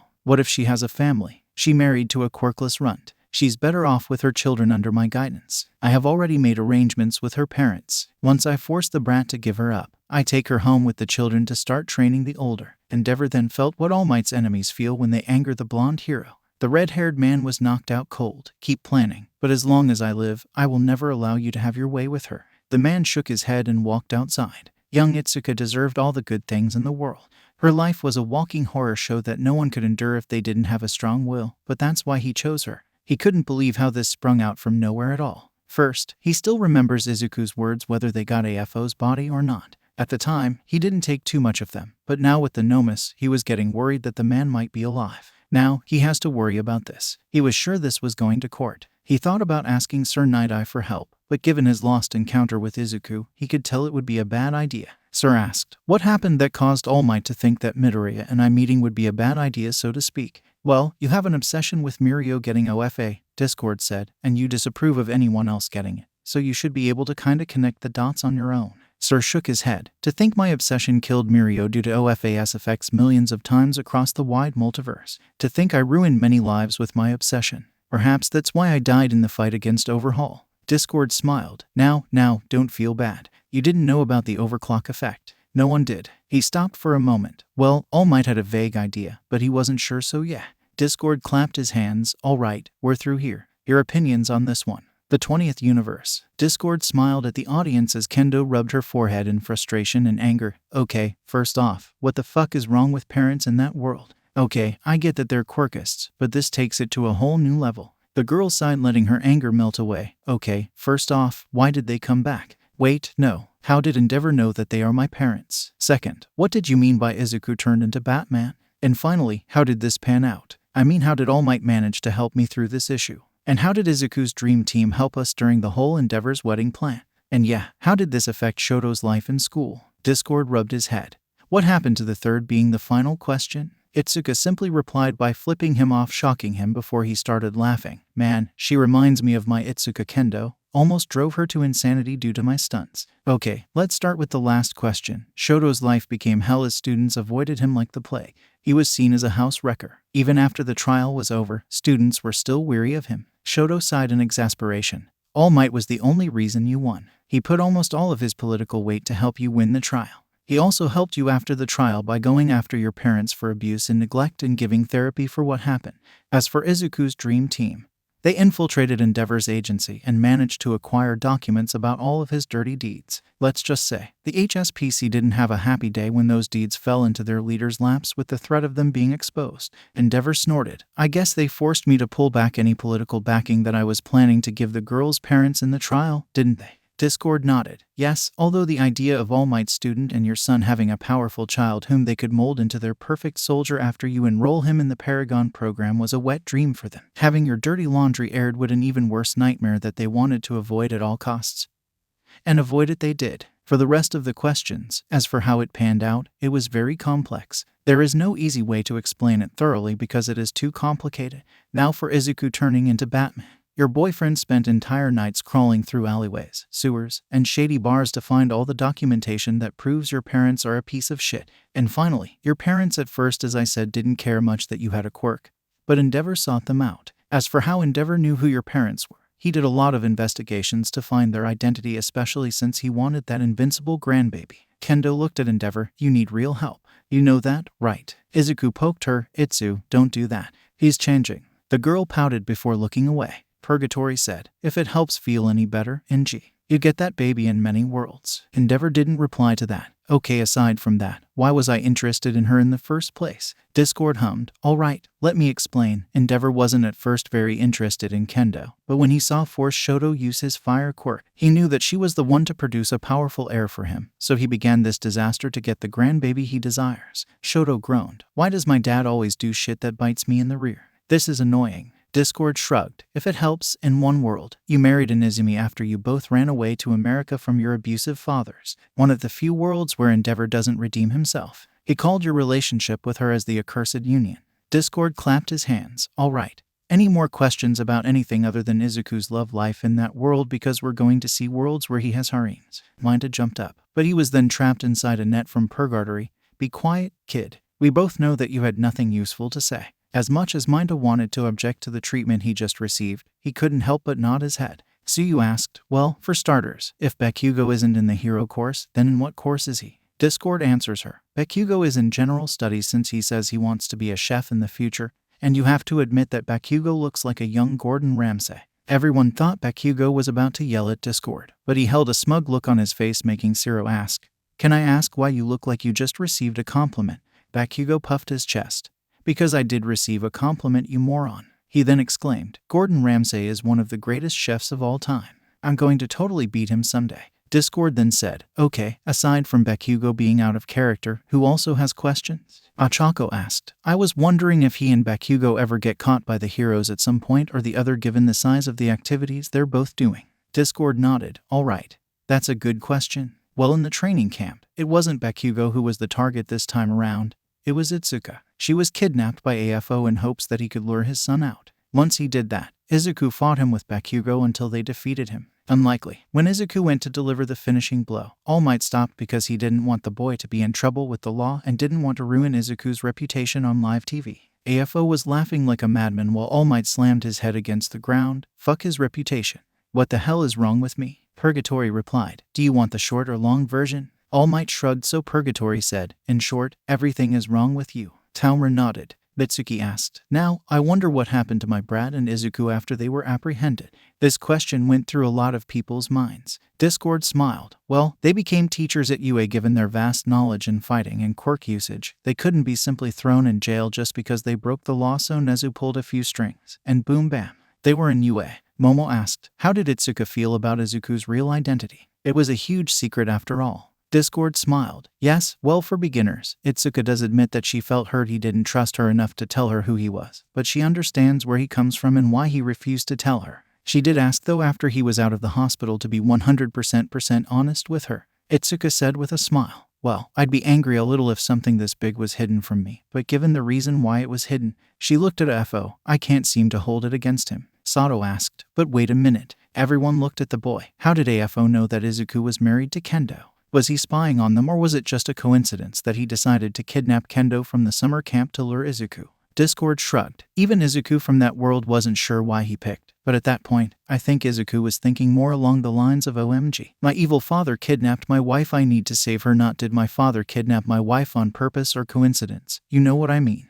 Discord clapped his hands. All right. Does anyone have any questions that they need to ask? When no one asked him, Minimi, tell me how you feel about this small continuation of a previous world. Izuku rubbed his head. It's kinda complex to read through. This one shows the darker edges of our society where people are treated for something they can't help. It also shows how power can do anything with a good price. It did, however, show us how good people exist everywhere and are ready to help those in need, he said while looking at All Might. Discord then said, neat. But back to the Wheel of Eternal Embarrassment. Discord rolled till it finally landed on another familiar world, Endeavor's Son-in-Law, Part 2. Discord pouted. Come on, I want to see a new world. Izuku's face turned bright red. Damn it. It's the one where Shoto is a girl and I'm engaged to him. The girls beside him laughed at his misery, making him say, Hey, you're on my side. Why are you laughing against me? The students in Wano were all happy and excited after the sports festival. They were waiting for their internship results, though the girls were talking about something else. They were all swarming Shoko after Izuku declared his love for her during their fight. Momo described it like something straight out of her. So right now, the dual-haired girl was pestered by questions while her finance was outside the room giving Minta a piece of his mind due to the boy talking about Shoko's assets. Shoto frowned. What does he mean by Minta talking about my female version's assets? Discord replied. Well, during her fight with Izuku, Shoko finally used her fire, but her clothes got burnt and so did her bra, so you can imagine what happened. If it weren't for Izuku covering her up and taking her outside the fighting grounds, she would have flashed the entire world. Shoto's face was burning red, so he quickly ran and jumped into his mother's lap. The boy hid his face in her chest while he groaned in embarrassment. The woman the entire timing was laughing. Natsuo, on the other hand, said, I don't know how to feel about this. He rubbed his head. On one hand, this is funny, but on the other one, this means the green-haired kid saw my sister's chest. Dabai himself wasn't sure how to feel about this. He decided to just pretend he never heard anything in the first place. It was easier this way. Izuku, meanwhile, was having a hard time breathing due to the glares he was receiving from the 4 girls beside him. He looked at his friends, but they turned away. He then looked at Tanjiro and whispered, Save me. Tanjiro went to save the boy, but a glare from the 4 girls made him shiver and sat down. Moments later, Minta was thrown inside the room. He was bloodied all over and had a hoof imprint on his face. Izuku followed him with a dark look on his face. Will you ask stupid questions ever again? The great boy shook his head. Good, because you'll regret it if you ever did, Izuku said while shaking his fist. Shoko used this as a way to escape from the girls. She went to Izuku and grabbed his hand. Stop, Izuku. She looked at Minta with a disgusted look, but he just isn't worth it, so calm down. Izuku looked at her and smiled. All right, my precious courtier. He then patted her head. Shoko puffed her cheeks out and mumbled, I'm not a courtier. She crossed her arms and looked away, making some of the girls laugh at the way the serious girl was acting. Izuku chuckled. If you're not a courtier, then I'm definitely not a big hero nerd. He hugged her from behind and said, all of us have our quirks. Plus, I think it's cute that you're a courtier. Izuku chuckled a little. You know, she does look a little cute when she acts this way. Izuku felt 4 ominous stares at him. Ibara, Toru, Itsuka, and Tsuyu weren't too pleased by his comment. He gulped and quickly gave each girl a peck on her lips, making them laugh at how easily they can manipulate him into doing what they want. Discord laughed a little at his counterpart, while Purgatory facepalmed in embarrassment. Gaia poked Purgatory in the side. Don't be so mean, Izuku-kun. Don't you act this way whenever a hot woman gets up all in your personal space. Purgatory rolled his eyes. Oh right, you only act this way around me. I think I'm awesome being the only one able to make you feel flustered. The green-haired man patted her on the head. All right, you did a good job in making me feel flustered, but at the same time, he hugged her. I managed to lead the others into a fighting force unlike you. This means that I'm a better leader than you are. He crossed his arms proudly. The reply he received was a punch to the face by the dear girl. Everyone's sweat dropped at the duo's antics. It almost made the green-haired man seem like a harmless lamb.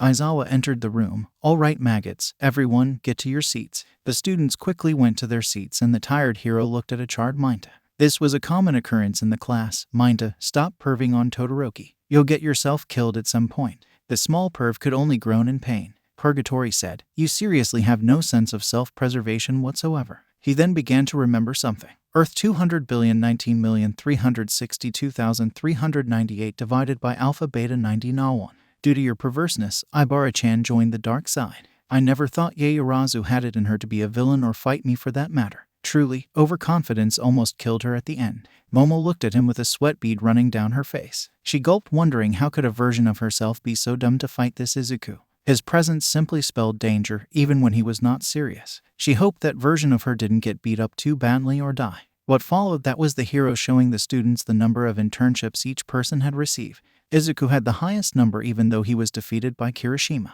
Aizawa then said, now, it's time for something for you to pick your hero names. The students began to cheer excitedly, but Aizawa silenced them with a single glare. But I'm bad at this. He remembered how Mike gave him his hero name, so someone else will handle this. But be wary though, because your hero name will follow into your career. Pick the wrong one and it'll be ... hell going on forward. Midnight entered in her usual provocative style. Tanjiro had his eyes shut by Kanao. Nope, no way. I'm not letting you see this, Tanjiro said. You know I think it's cute that you're jealous, but can you get your hands off my eyes? The girl reluctantly let go of his face, making the boy laugh. He even laughed harder when he saw Izuku being wrapped tightly in Ibara's vines while the girls glared at Izuku for looking. Izuku for inside the vines sighed.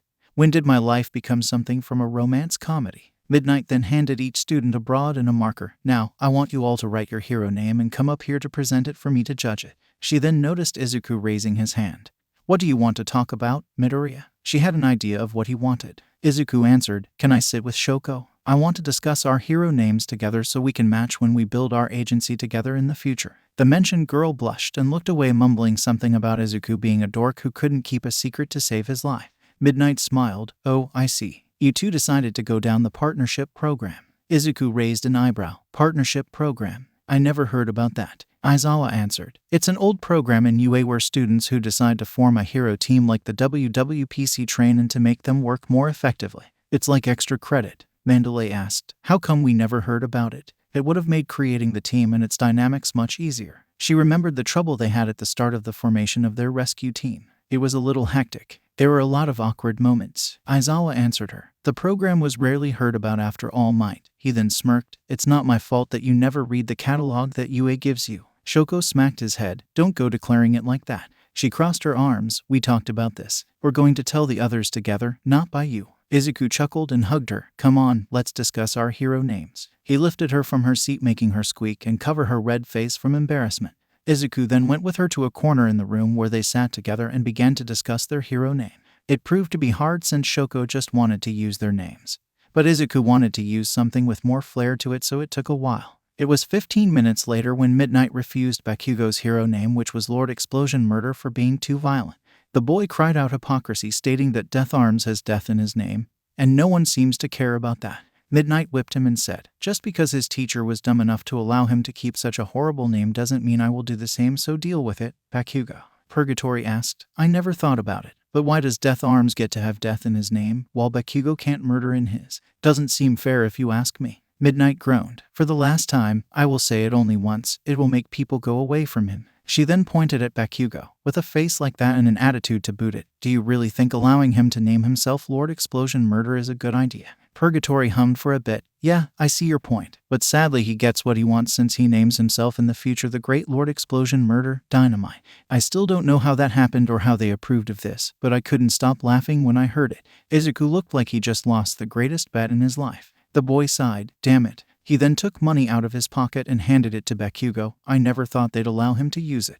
Bakugo counted the money and smirked. It's always a pleasure to do business with you, Deku. Izuku and Shoko came to the front with Izuku holding the girl's hand. Izuku said, after much deliberation with Shoko, we've finally agreed on our field names. Izuku lit his hand on fire. Going on forward, I'll be known as Fire King. He then nudged Shoko. Shoko sighed at him and his behavior, but couldn't help but smile. Ice Queen. She gave Izuku a side hug, and together we'll be known as the Temperature Heroes. So Hori, I guess. Minda asked. But wait, I have something to ask. Both of them looked at him. It isn't perverted, okay. Geez, you make one small mistake and suddenly you're the worst. Izuku groaned. We're sorry, Minda. He then ushered him with his hand. And your question? Minda asked him. Why are you called Fire King and Todoroki Ice Queen when both of you could use fire and ice? The names don't seem to fit you that much, or did I miss something? Izuku replied, I think I know why they chose those names. What do you think, Todoroki? Shoto looked at him. I don't know who you are, not dying from embarrassment right now. He then hid his head back into his mom's chest before lifting it. But yeah, I can see why they used those names. He then quickly hid his face. Izuku replied, the names aren't meant to reflect our quirks. They're supposed to reflect something else. The names are supposed to reflect our personalities. Shoko carried on with the explanation. In short terms, fire refers to Izuku's happy and energetic nature, while ice refers to my calm and collected nature. King and Queen refer to the fact that we're both taken. She glared at a couple of girls who were checking Izuku at the beginning of the year to make sure they got the message. No one man touches her man. Mina and Toru only laughed awkwardly at the girls' stare directed toward them. Fayumi cooed at this adorable sight. Shoko has a small yandere side to her. So cute. She looked at Shoto and asked him, why couldn't you be a girl, Shoto? You would have been so cute. Shoto looked at his sister with an annoyed look. You're not helping me here. You're making things even worse than they already are. He then crossed his arms and puffed his cheeks. And what do you mean by being cute? I'm cute. He nudged his mother. Tell her, Mom. Ray laughed at her son.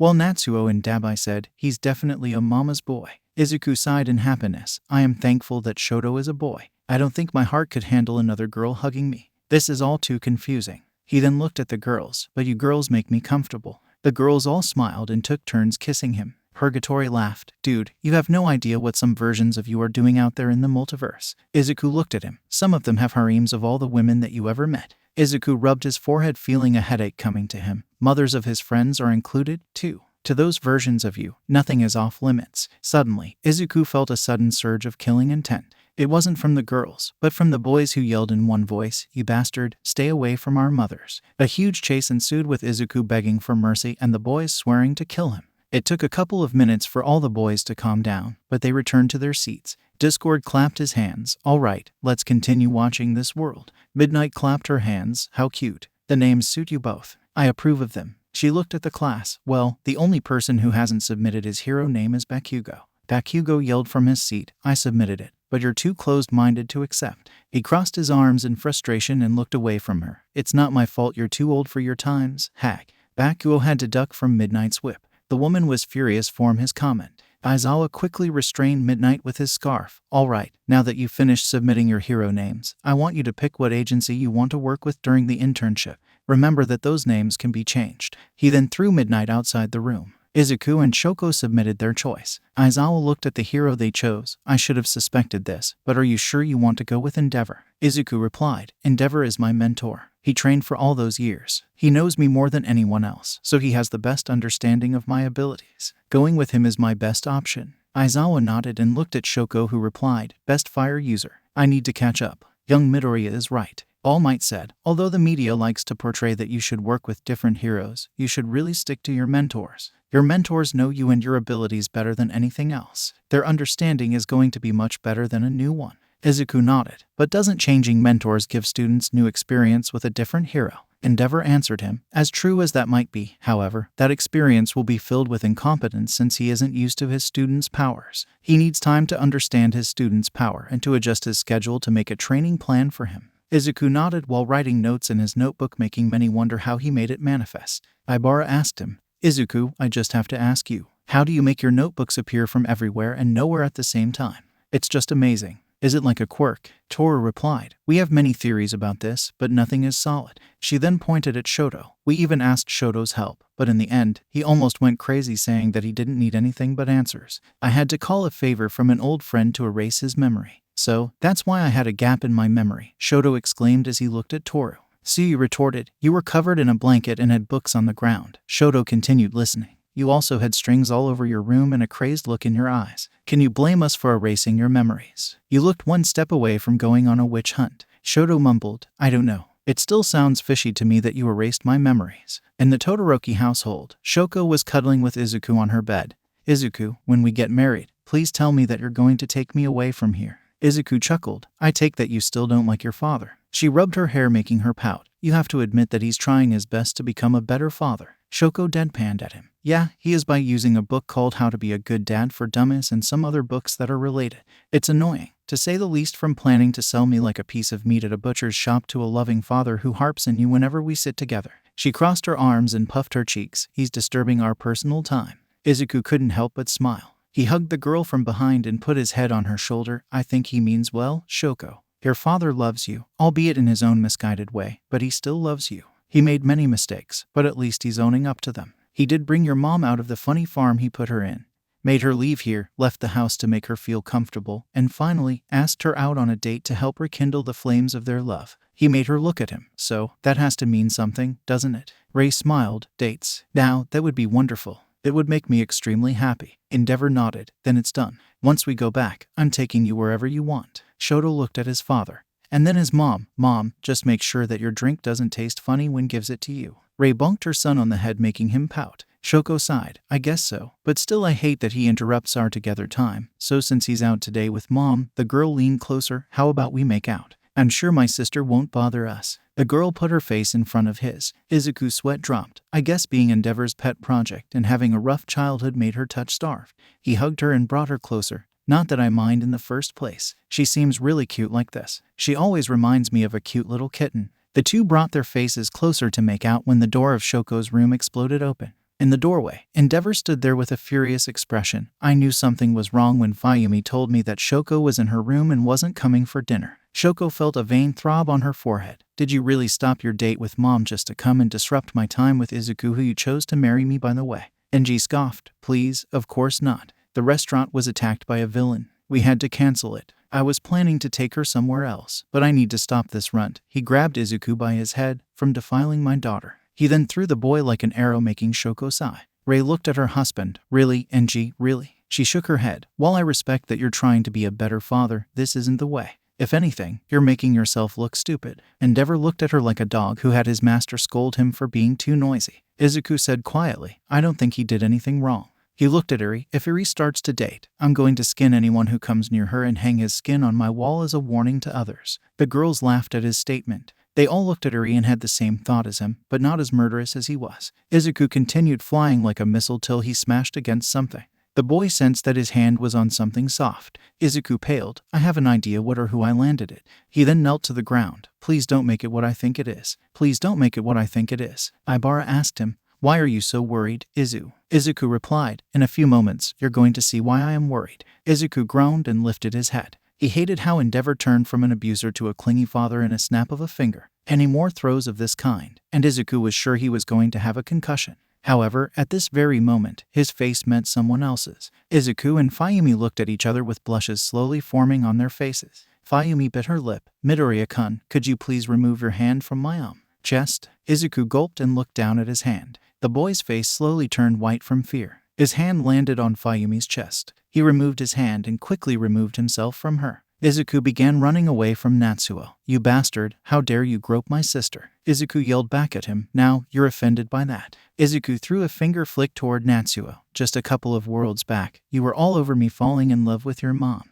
What the heck is wrong with you? No hard feelings, but you and your family need professional help. Natsuo replied, that's different. My sister isn't married to a crappy husband. My mom is. It took a couple of minutes, but finally, Natsuo calmed down, giving Izuku a firm warning. Izuku kept backing away and apologizing to the girl, telling her that he didn't do it on purpose, that he isn't a pervert, and that he loves Shoko so much he can't cheat on her with her sister. Fayumi tried to calm him down, telling him that what happened was just an accident. But she then noticed that Izuku was crawling closer to the stove, which had a pot of tea on it.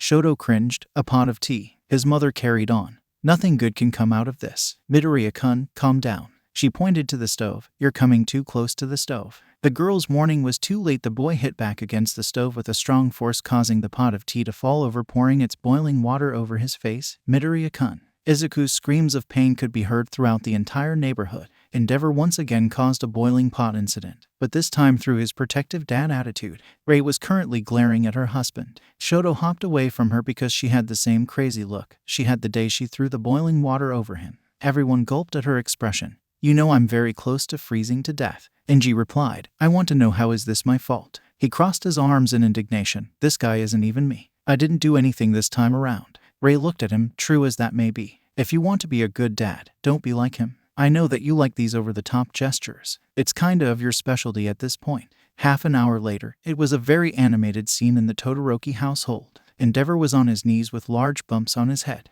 Rei was standing above Endeavor with a frying pan in her hand with the most annoyed expression on her face. Natsuo was on the ground laughing like a madman. Fayumi was sighing in exasperation because whenever she thinks things are getting better in this family, they tend to get worse somehow. Shoko was sitting beside Izuku, rubbing his hand. Finally, Izuku's face was covered by MLP bandages that Shoko put on his face, even though he healed the damage done to him. Izuku looked at Shoto. Really, MLP bandages? Don't you have anything else? Are you trying to embarrass me? The boy shook his head as several students were taking pictures of this moment. Shoto shrugged. Hey, don't blame me for what she did to you. I'm guilty till proven innocent. Rei asked Endeavor, do you have the slightest idea what did you do today? She was waving the pan back and forth, threatening to strike him once again should he say something wrong. Endeavor nodded. I'm sorry. I shouldn't have done what I did today. The man repeated this line for what could be the 100th time that night after he apologized to Izuku. Rei sighed. Honestly, Inji, at this point, I have to safe-proof the house from you. She rubbed her head. Plus, didn't you pick him to be her husband? The only good thing that you ever did to Shoko, by the way. Why are you suddenly so protective of her? Endeavor replied. I just want to make it up to her. He sat up and crossed his legs. I know I'm not the best dad in the world. Hell, I'm the worst person to be a father, but I want to make it up to her in any way possible. He rubbed his shoulder. I thought if I showed her that I care she might start to hate me less. Shoko sighed. Dad, I appreciate the effort, but almost causing Izuku to get scarred for life isn't the key to my heart. She hugged Izuku. If anything, it's the key for me to move in with Izuku right away and have children with him right off the bat.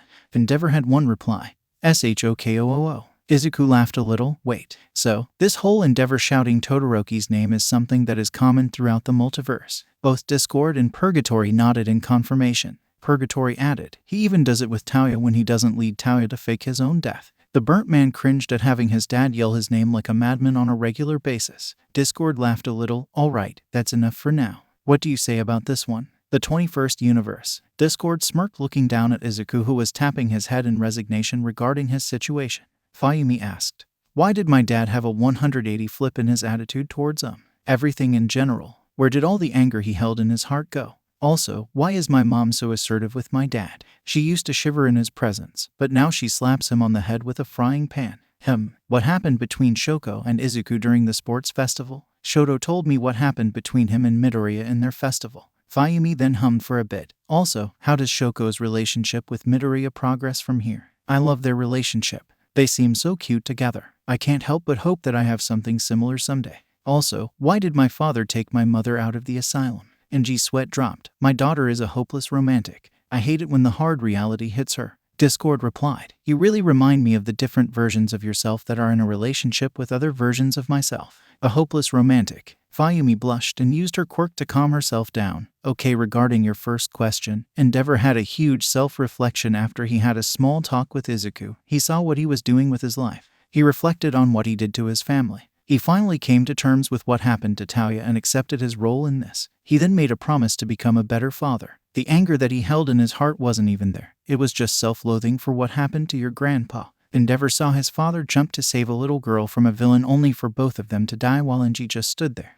In essence, Endeavor wanted to be a hero who keeps everyone safe and always comes up on top. If you think about it, this kinda sounds familiar. Don't you all agree with my assessment? Discord smiled as many eyes landed on him. Shoto then said something. The boy looked like he was testing the words. He wanted to be like All Might. This sounded so foreign to Shoto. He knew his father hated All Might, but for him to try and be like him sounded like something from fanfiction. Discord nodded. Yeah, like All Might. Let's keep moving. Your mom has this assertive side to get control of Anji. She didn't want a repeat of what happened before she was sent to the funny farm, so she decided to show Anji the red eye, which meant a lot of pain and a lot of frying pans to the head. Now regarding Shoko's talk with Izuku. Like I said previously, Shoko told him that she loves Izuku and cares about him. She sees he's the first person outside her sister to care about her, but also that he's her father's student, so their fight will tell her whether to listen to her heart or her mind. Fayumi was wiping tears from her eyes. The white-haired girl sniffled. This is so romantic. Discord's sweat dropped a little. Alright, aside from Fayumi being a hopeless romantic, Shoko's relationship with Izuku progressed quite smoothly. They kept getting closer to each other and formed a small family with Eri. Though Endeavor was less than pleased when he found his daughter was about to become a teen mom at the rightful age of 60. Yeah, this conservation wasn't fun. Izuku tried to crawl away, but Endeavor caught him. You did what? The man asked in a silent, but deadly tone that made the boy's skin crawl in fear. Izuku was ready to meet his maker. Discord then separated them. Calm down. I was just screwing with you a little. Izuku had a vein appear on his forehead. Going on forward, the reason why your father took your mom earlier out of the funny farm is he wanted to make her see that he's truly changing his ways and wanted to be a better father. This made Ray trust him just a little, and decided to give him the benefit of the doubt. Ray hummed in approval. Discord smiled. Alright, any more questions before we move on to another world? Dabai asked. What did I do regarding that dear old dad had a new protege to mold to be his weapon? He crossed his arms. I'm sure I didn't take this down. Discord nodded. Good question. You were all over the place. You truly didn't know what to do at first, seeing that Shoko was replaced by another, but you saw a new opportunity. Dabai convinced Tamura to also kidnap Shoko during the camp. He revealed his identity to her and tried to convince her to join his side, but failed miserably in his quest. Dabai snapped his fingers. Man, this took out the element of surprise. He shouldn't have done that. The man crossed his arms. He should have tried to force her to join, and after a while, he would reveal his identity to her rather than revealing it right away. Izuku groaned. Man, what is it with me and forming arch-enemies? He puffed his cheeks. I have a bad feeling that I somehow managed to get on Tamura's bad side even when I'm quirkless. Discord and Purgatory looked at each other with knowing looks. Izuku sighed. This happens all the time, doesn't it? Why is my life across the multiverse so complicated? Bajiro wondered. I wonder how everyone reacted when they knew they were engaged to be married in the future. Discord hummed. Well, at first, they looked shocked given how cold Shoko acted toward Izuku, but thought it was funny how the girl tried to pretend to hate him, but at the same time loved him. Ibara replied, I guess I could see why they found it weird. She chuckled a little. I suppose they found it odd that such a cold girl is engaged with such a happy person. Itsuka nodded in agreement. Yeah, that sounds right. Izuku looked at the two girls. Isn't it as weird as having two girls fall in love with you when they don't usually interact with you? The two girls whistled innocently, making Izuku chuckle. Toru giggled from the side. It makes sense when the boy that you love is such a sweetheart. Izuku blushed heavily and looked away, mumbling something about having a heart attack. Discord chuckled at the boy's red face and said, Man, he reminds me of when I first started dating Pony. But 2 weeks after that I couldn't care less, though her who's made a huge imprint on my life. Pony looked at him confused. Literally. She used to kick me regularly. Purgatory rolled his eyes. That's because of all the versions I met, you're the most annoying. He shook his head. There's a reason why I don't use your powers. Plus, I pity poor Pony of your world for having to deal with your ass 24/7. Discord hugged him from behind. Come on, don't be like that. We're all friends here. Purgatory snapped his fingers, making Discord turn into a bag of dust with eyes. Discord reformed into his original form. Man, someone is still stingy that I woke him up. Discord then asked, All right, does anyone have any questions left that need to be asked? Himiko asked, Oh, I have a question. It's a good question. Discord appeared beside her and patted her on the head. All right, my crazy little vampire, let's see what you got. Himiko asked, What happens in the final battle between heroes and villains? With Izuku healing Shoko, Dabai must have had a harder time defeating them. Dabai looked at her with an annoyed, but she shrugged. What? It's not like I'm lying or saying something wrong. Discord nodded. Well, she's not wrong. With Izuku's firepower, he and Shoko were put together to fight Dabai.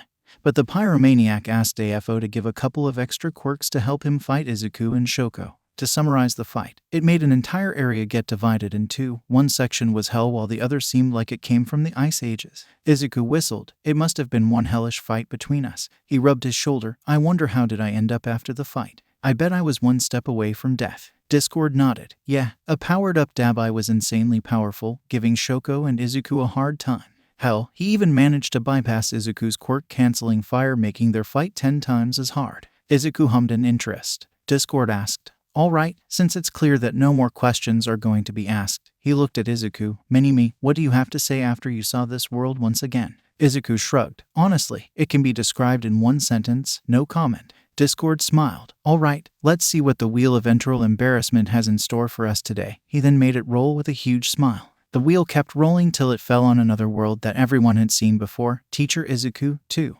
Discord's face fell. His jaw fell into the void and he began to scratch his head in confusion. All right, you enjoy this world while I fix the wheel of eternal embarrassment. This can't continue anymore. He lifted his sleeves and mumbled. I want to see a new world with a new girl to embarrass Minimi. Izuku's sweat dropped at his counterpart's priorities. Momo squealed. Oh, it's the one where Zuzu became a teacher when Aizawa-sensei was too lazy to do the work properly. The girl shuddered but didn't move because she knew better. Behind Momo, Aizawa was glaring holes into the girl's head, even though what she said was true. Achako thought of something. Wait, didn't Discord say that he had a fiancé in this one? All the girls looked at each other and began to wonder who is the lucky girl. But Discord replied while he was fixing the machine, Schoolgirls, don't get your hopes up. I did also say he doesn't date his students. Najire smiled, even if she's in a higher grade. Her smile fell at his comment. Everyone looked at Purgatory, even Gaia, but he simply replied, All of you, fuck. You're going to know either way, be it right now or later. The girls gave him an unimpressed look with his female companion punching repeatedly on the shoulder. Izuku looked at 1B. All right, that's enough quirk theory for today. Izuku gathered his notes and put them aside. Remember to read from page 400 to 900 and do your homework on how to use your quirk in situations where you're at a disadvantage. The class groaned in despair. Kamakiri slumped over in his chair. How can someone our age deliver this amount of torture to us? He jumped up. What happened to bros before school? Midoriya-sensei. Have a soul. The boy was about to continue his rant, but Kendo neck chopped him. Be quiet or else. Kamakiri deadpanned at her. Seriously, you knocked me out because you have a huge crush on our sensei. Kendo blushed and looked away. This worse than the time when you kicked me away from Maruko when she came to our junior high just to get an autograph. Kendo replied, I'm a diehard Maruko fan, and you were taking too much time talking to her. She crossed her arms and looked away. It was now or never back then. Bakugo hummed. Reminds me of the time Deku threw me into a bush of poison ivy just to get a rare All Might card. He unconsciously scratched his back. I still scratch my back till this day. Izuku replied. It was a rare All Might team-up with Endeavor card. I could have killed that, and I wouldn't have flinched. Kendo high-fived him. Izuku's sweat dropped. For some reason or another, the girls think I'm going to fall in love with them. He looked at the girls and his sweat drop intensified. Heck, even Shizaki is trying to puff out her chest thinking I would be seduced. I never saw this one coming. Ibara hid her face behind her vines. What's wrong with me? Why am I doing that? This is sinful. Purgatory replied. Well, for some reason or another, whenever I found worlds where a version of myself was a teacher, the students thought it was hot or sexy as I was told. He chuckled a little, though. I always found it amusing when he actually dated a student. Pony was standing next to him in a matter of moments, twirling her hair with her finger. Midoriya-sensei, I know you told us at the beginning of the year that you won't go out with students, but can you? She took out a box of chocolates. Take this box of sweets as a gesture that we might try something when I graduate. Izuku sighed and took the box of sweets, putting it aside, messaging his forehead. Okay, I want all the girls to gather here. Pony went and brought her friends to hear what their teacher had to say to them. Meanwhile, the boys evacuated the room because it might become a bloodbath if he chose someone instead of the other. Izuku coughed a little. Okay, look girls. 2 reasons make us not going to happen. He lifted one finger. First off, I'm your teacher, and it's unethical. He lifted another finger. Second reason. He removed his glove, making the girl's eyes widen. Is this? Itsuka cringed. Man, that must have been hard on us. To be told this, it must have been humiliating.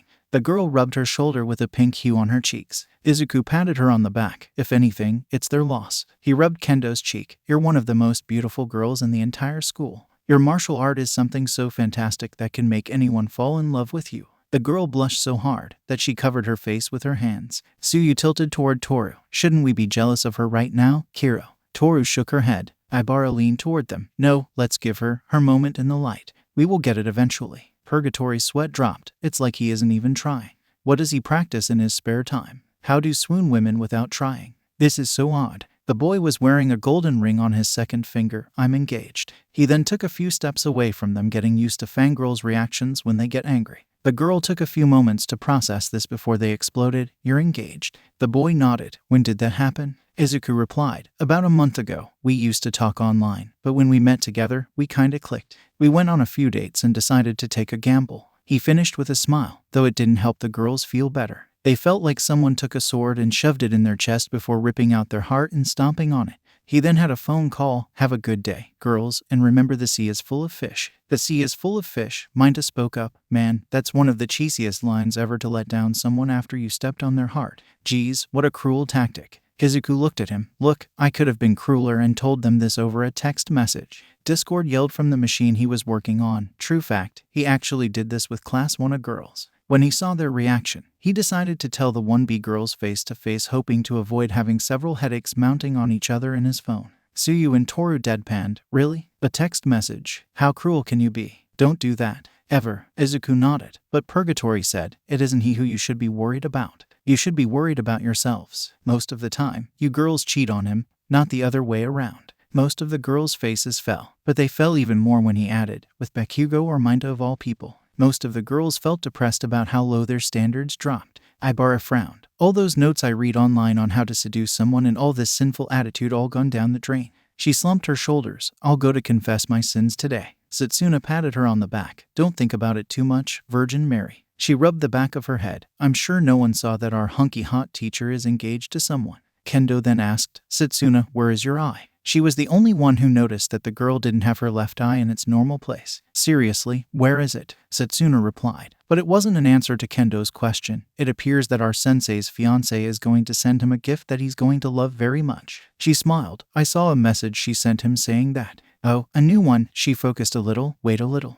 The girls waited for a bit. It says the gift arrived. Setsuna said, making everyone wonder what the gift was. Setsuna then said, holy shit, no wonder he loves her. We're no competition compared to her. Might as well look like witches. Kanoko asked, what are you talking about? What do you mean we weren't any competition? Setsuna said, come and take a good look for yourself. The girls came and looked into the hallway. Like I said, we stood no chance in getting his heart. In the hallway, Izuku was hugged from behind. The person hugging him was a blonde girl wearing Western-themed clothes. She had blue eyes and was wearing glasses. She also had a huge box by her side. Izuku laughed a bit. How are you doing, Mel? Everyone looked at Melissa, who was sitting there all the time and watching quietly. The girl was beet red in embarrassment. Meep, the girl let out an embarrassed squeak. It didn't help that she had a huge crush on the boy ever since Island. Eri saw this and hummed. The little white-haired girl walked to Melissa before Izuku could stop her and asked her, "Does that mean you're my new mommy?" She tilted her head with a smile. Melissa's heart melted at the request and nodded. She walked to Izuku and hugged him tightly, making Eri giggle. From the side, Minta and Kaminari were bursting into flames. I hate those innocent types.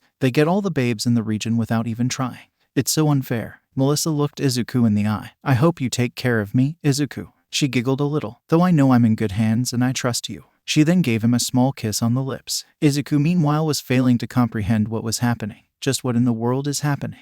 Why the girls are swarming like this? Do they really like me? The 5 girls looked at each other before Kendo pouted and moved, given that she was the one who spent most time with Izuku. Melissa sat with Izuku and hugged his arm. Tsuyu sat on his left leg, Toru on his right. Ibara hugged his other arm, while Kendo rested her head on Ibara's shoulder. Baruko leaned toward Ruku and asked, "Do you think this is going to happen to us eventually?" The dragon hero replied, "Just say that the one appearing is your twin or older sister and you're free." Maruko nodded and began to think of her own excuse to avoid this situation. Melissa looked and saw Izuku's tired expression. "Come on, cheer up, Izuku-kun. I'm sure that many guys wish to be in your exact situation right now." Izuku looked at her and smiled. Izuku explained, "It's just that I feel like an absolute scumbag right now." He looked at the girls hugging him from his 4 corners. "Having girls throwing themselves at me just isn't right." Tsuyu retorted, "If anything, we should feel bad we're invading your personal space." She kissed him on the cheek, "But we're not, so don't feel bad about it. We love you." Toru added, "Yeah, and our numbers are still growing."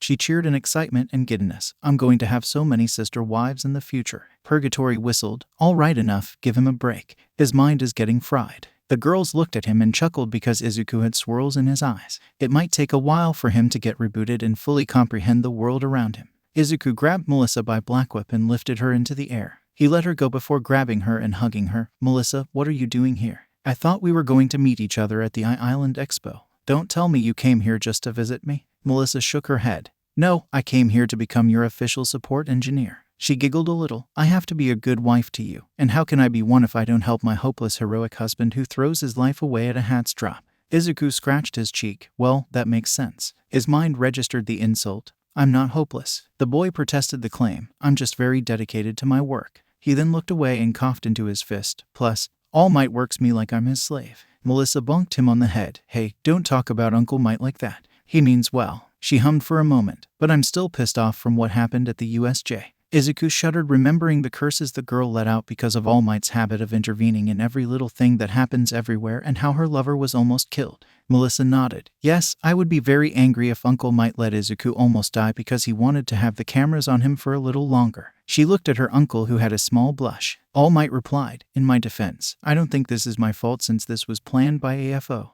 AFO snarked back. "It wouldn't have worked if you didn't allow yourself to be caught in it."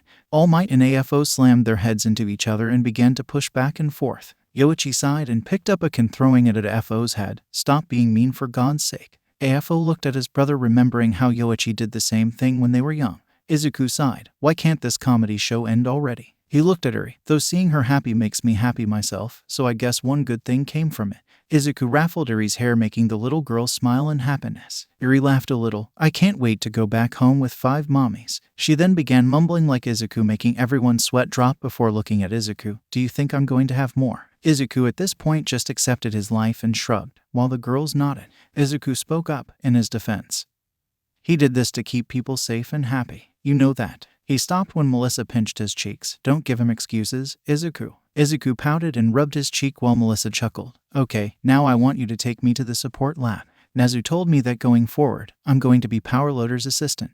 Izuku arched his brow. "How did you manage to do that? I thought you had a year to graduate." "Well, when you're David Shield's daughter," Melissa said with a smirk, "you can do anything." Izuku laughed a bit before asking, "Okay, keeping your boosting aside, what did you do?" Melissa pouted. "You're no fun, but I managed to get an early graduation exam with the help of Daddy." Izuku continued looking at her. "And Powerloader is going to be my supervisor for the next 2 years to make sure that I'm qualified enough to work on support items." Izuku said, "So in essence, you graduated, but you can't do anything without Powerloader's acceptance." He hummed for a bit. "This seems like the worst deal ever." Melissa bonked him. "Don't say that. It's a good deal. It just means that any items I make for you, it has to pass through him to make sure it works fine." She pecked his cheek. Don't want it to malfunction, suddenly causing you to get hurt. Hey, get your hands off him, Blondie. May shouted in jealousy. I'm 10 Million's baby maker, not you. She charged toward Melissa. If it weren't for Achako and Momo holding her down, I made all of his suits. You can't just waltz in and take my place so causally. Melissa hummed. I don't want to take your place, but we can work together if you want. May contemplated the idea for a moment in her head before saying, pleasure doing business with your partner. Her eyes then became stars. I can't wait to work with David Shield's daughter. Izuku nodded, but looked behind him. Takage, next time you want to spy, keep your presence hidden. The girl's eye went back to her owner once she saw she was caught. Come out with the others so you can meet Melissa. Slowly, but surely the girls appeared in front of him. Kendo first bowed.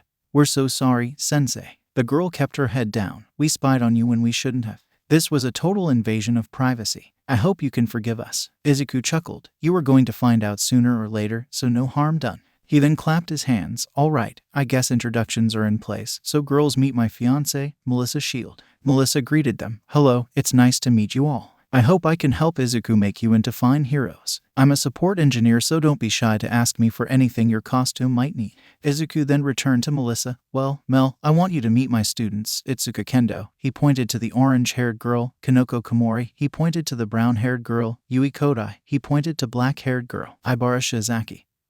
He pointed to the vine-haired girl, Satsuna Takage. He pointed to the green-haired girl, Ryuko Yanagi. He pointed to the sliver-haired girl, and finally our American exchange student, Pony Tsunotori. The horse girl ran to Melissa and hugged her. Pony jumped up and down with Melissa. Finally, someone who knows English except sensei. Izuku shook his head. Didn't anyone in your class offer to teach you Japanese, Pony? He rubbed his neck. I'm sure that at least 4 students in your class are proficient in English as I am in mine.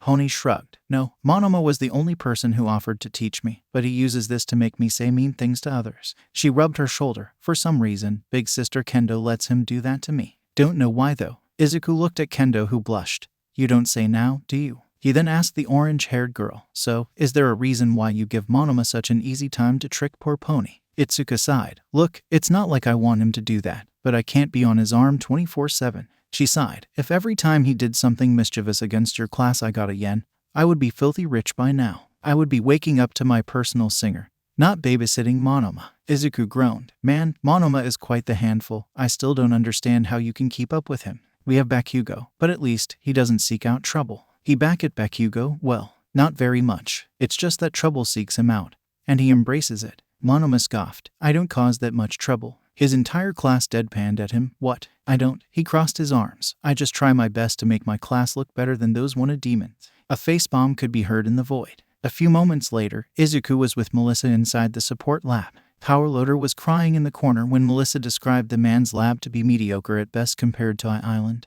But she'll manage to make it work. Melissa quickly learned the man was sensitive about his work and lab. I didn't think he'd take it that bad. I supposed he knew that. Powerloader scoffed. Yippee, so the rich blonde American girl comes all the way from the most advanced place in the world to criticize my precious lab. It isn't fair to be held to such a high standard. The man began grumbling under his breath. Melissa raised her hand. I'm sorry for what I said, or I think what she said. I'm not sure what to hear. The girl said with a careless shrug, making Powerloader feel even worse. Izuku on the side patted the hero on the back. Come on, Majima-sensei. It isn't that bad. Powerloader jumped from the ground. She called my lab mediocre. This is an insult that I can't allow to pass, and I can't even criticize her work because it's just too perfect for me to point out any flaws in it, even if her gauntlet is still in its experimental phases. Melissa stepped forward. I'm sorry. I didn't mean to insult you or your lab. She began to nervously rub her hands. How about I order some stuff from back home? Powerloader curiously asked her. You can do that. Melissa nodded as Powerloader cheered. You're the best assistant ever. Izuku's sweat dropped. Talk about changing colors as fast as a chameleon.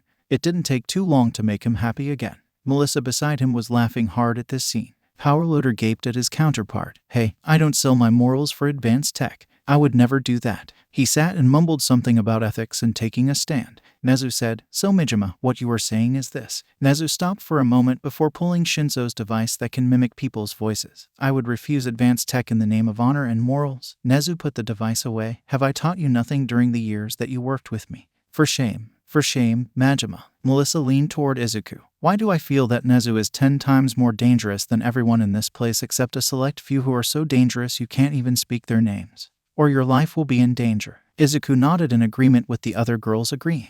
Suddenly, an explosion ran throughout the lab, making the three jump in surprise, with Izuku taking a fighting position should he need to fight someone here. Out of the smoke made by the explosion, a girl with pink hair came through with a smile. Man, that was one good explosion. At least this time, I know what was wrong with baby number 9903. Izuku and Melissa looked at each other. Baby? Is she running a nursery in the support lab? May jumped happily. Hey, look at that. I'm on the screen. This is so amazing. This means I'm going to make babies for 10 million. This is so awesome. She finished with a thumbs up. Powerloader yelled, Hatsum, for the love of all that's holy, stop blowing up my lab. This seems dangerous. Melissa whispered into Izuku's ear. Are you sure this is UA? At this point, I'm quite sure that I traveled into another universe from how ridiculous my life has become in a couple of months. Izuku shrugged. But yeah, welcome to UA. I'll give you a bulletproof vest on your birthday. Melissa pinched his hand, remembering when she thought she had to wear a bulletproof vest. She visited a lab when she was much younger. Izuku looked at Melissa. Did you wear a bulletproof vest every time you visited a lab with your father? He noticed a blush on her face. It happened, didn't it? The girl covered her face. Don't remind me. My dad used to put this vest specially made for me. I thought it was cool until I grew up and recognized why classmates used to laugh at me. Izuku chuckled. I think you would have looked cute in it, to be honest. Melissa pecked his cheek. Thank you, Izuku. I think you look cool in your suit. Mei looked at Izuku's direction and smiled. Hey, aren't you All Might's protege and successor? Izuku eyed her carefully. Yeah, that's me, Jade Phoenix. And who are you exactly? And why did you just blow up the lab?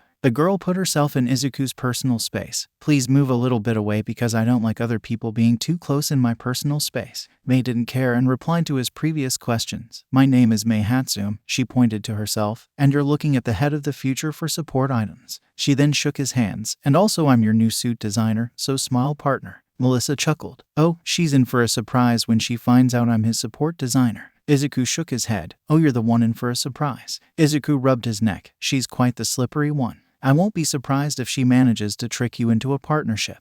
Ibara nodded. Yes, Hatsum is quite underhanded when he wants to make something come true. Ibara looked at Mei, who smiled. To this day, I still don't know how she convinced me to have bracers as a support item even though my quirk doesn't require such a thing. Melissa was shocked. It seems that Mei is quite smarter than she gave her credit for. This will be an interesting partnership that is going to happen between them in the future. Melissa came between them. I'm sorry, but I hate to break it for you. I'm his support engineer. Mei's smile didn't fall. But now, it took a more predatory face. I don't think so, Blondie. He was in this school way before you came, so I got dibs. Now get out of here. Melissa's smile also didn't fall. But now, it held a lot of anger. I'm sorry, but I'm the one who designed his suit, so you need to find someone else. I knew him for years now, so nice try. Melissa then added something. Plus, it's a pleasure to be working with David Shield's daughter. Izuku looked at Melissa. You aren't afraid of flexing your muscles, are you? The girl giggled. Momo said, well, she does have a point if you think about it. She looked at Mei and then Melissa. If one were to have someone work with them, I think they would choose Mei. Mei pouted. It's not fair to have this choice made based on someone's relationship. They have to base their decision on quality. My quality is one of the best there is. Purgatory nodded. Yes, Mei has one of the best inventions throughout the multiverse, though sometimes her jealousy is blinding if someone else outshines her. Barely got Melissa of Earth 66,666,678 divided by Gamma Gamma 674 VNB0 out of prison after Mei framed her. Okay, I feel worried now for myself, Melissa said. Mei, you should really learn to control yourself and jealousy. I don't want to be caught in the crossfire. Mei's smile faltered for a moment, but came back a moment later. Well, in that case, I have to say it's going to be an honor to work with you on Greeny's suit going forward, Melissa inquired. And why am I going to work with you on his suit? He's my responsibility, not yours. Melissa crossed her arms. Plus, I don't like anyone working with my husband's suit. Mei's eyebrow twitched. This girl is making this way harder than it should be. I need to be more persuasive. I have to make her feel pity for me. Suddenly, Mei fell to her feet. Please, let me work with you. I always had a dream to become the head of my own agency. It took a while, but finally Melissa yielded in and agreed Mei to become her right-hand woman, where they split the wins of support items 55-45. Mei went away only for Melissa to realize that she was tricked by the pink-haired girl. Damn it, I got tricked. Izuku patted her on the back. I think you did great, babe, but she's a real menace from what I heard. You can ask Powerloader. He began worshipping the stars because of her. Izuku comforted Melissa. There. I know how it feels to be tricked by her. It sucks, I understand, but there's no need to feel bad about it. Everyone has their bad moment once in a while. Discord popped his head from the machine. All right, there was some cosmic dust in the machine causing it to keep showing us worlds that we saw. It's working now, so what did I miss? Izuku shrugged. No, nothing much. We returned to the world where I'm a teacher. Melissa was the one I was engaged to, so nothing really. Discord rubbed his chin. All right, let's move on. But before that, what do you think?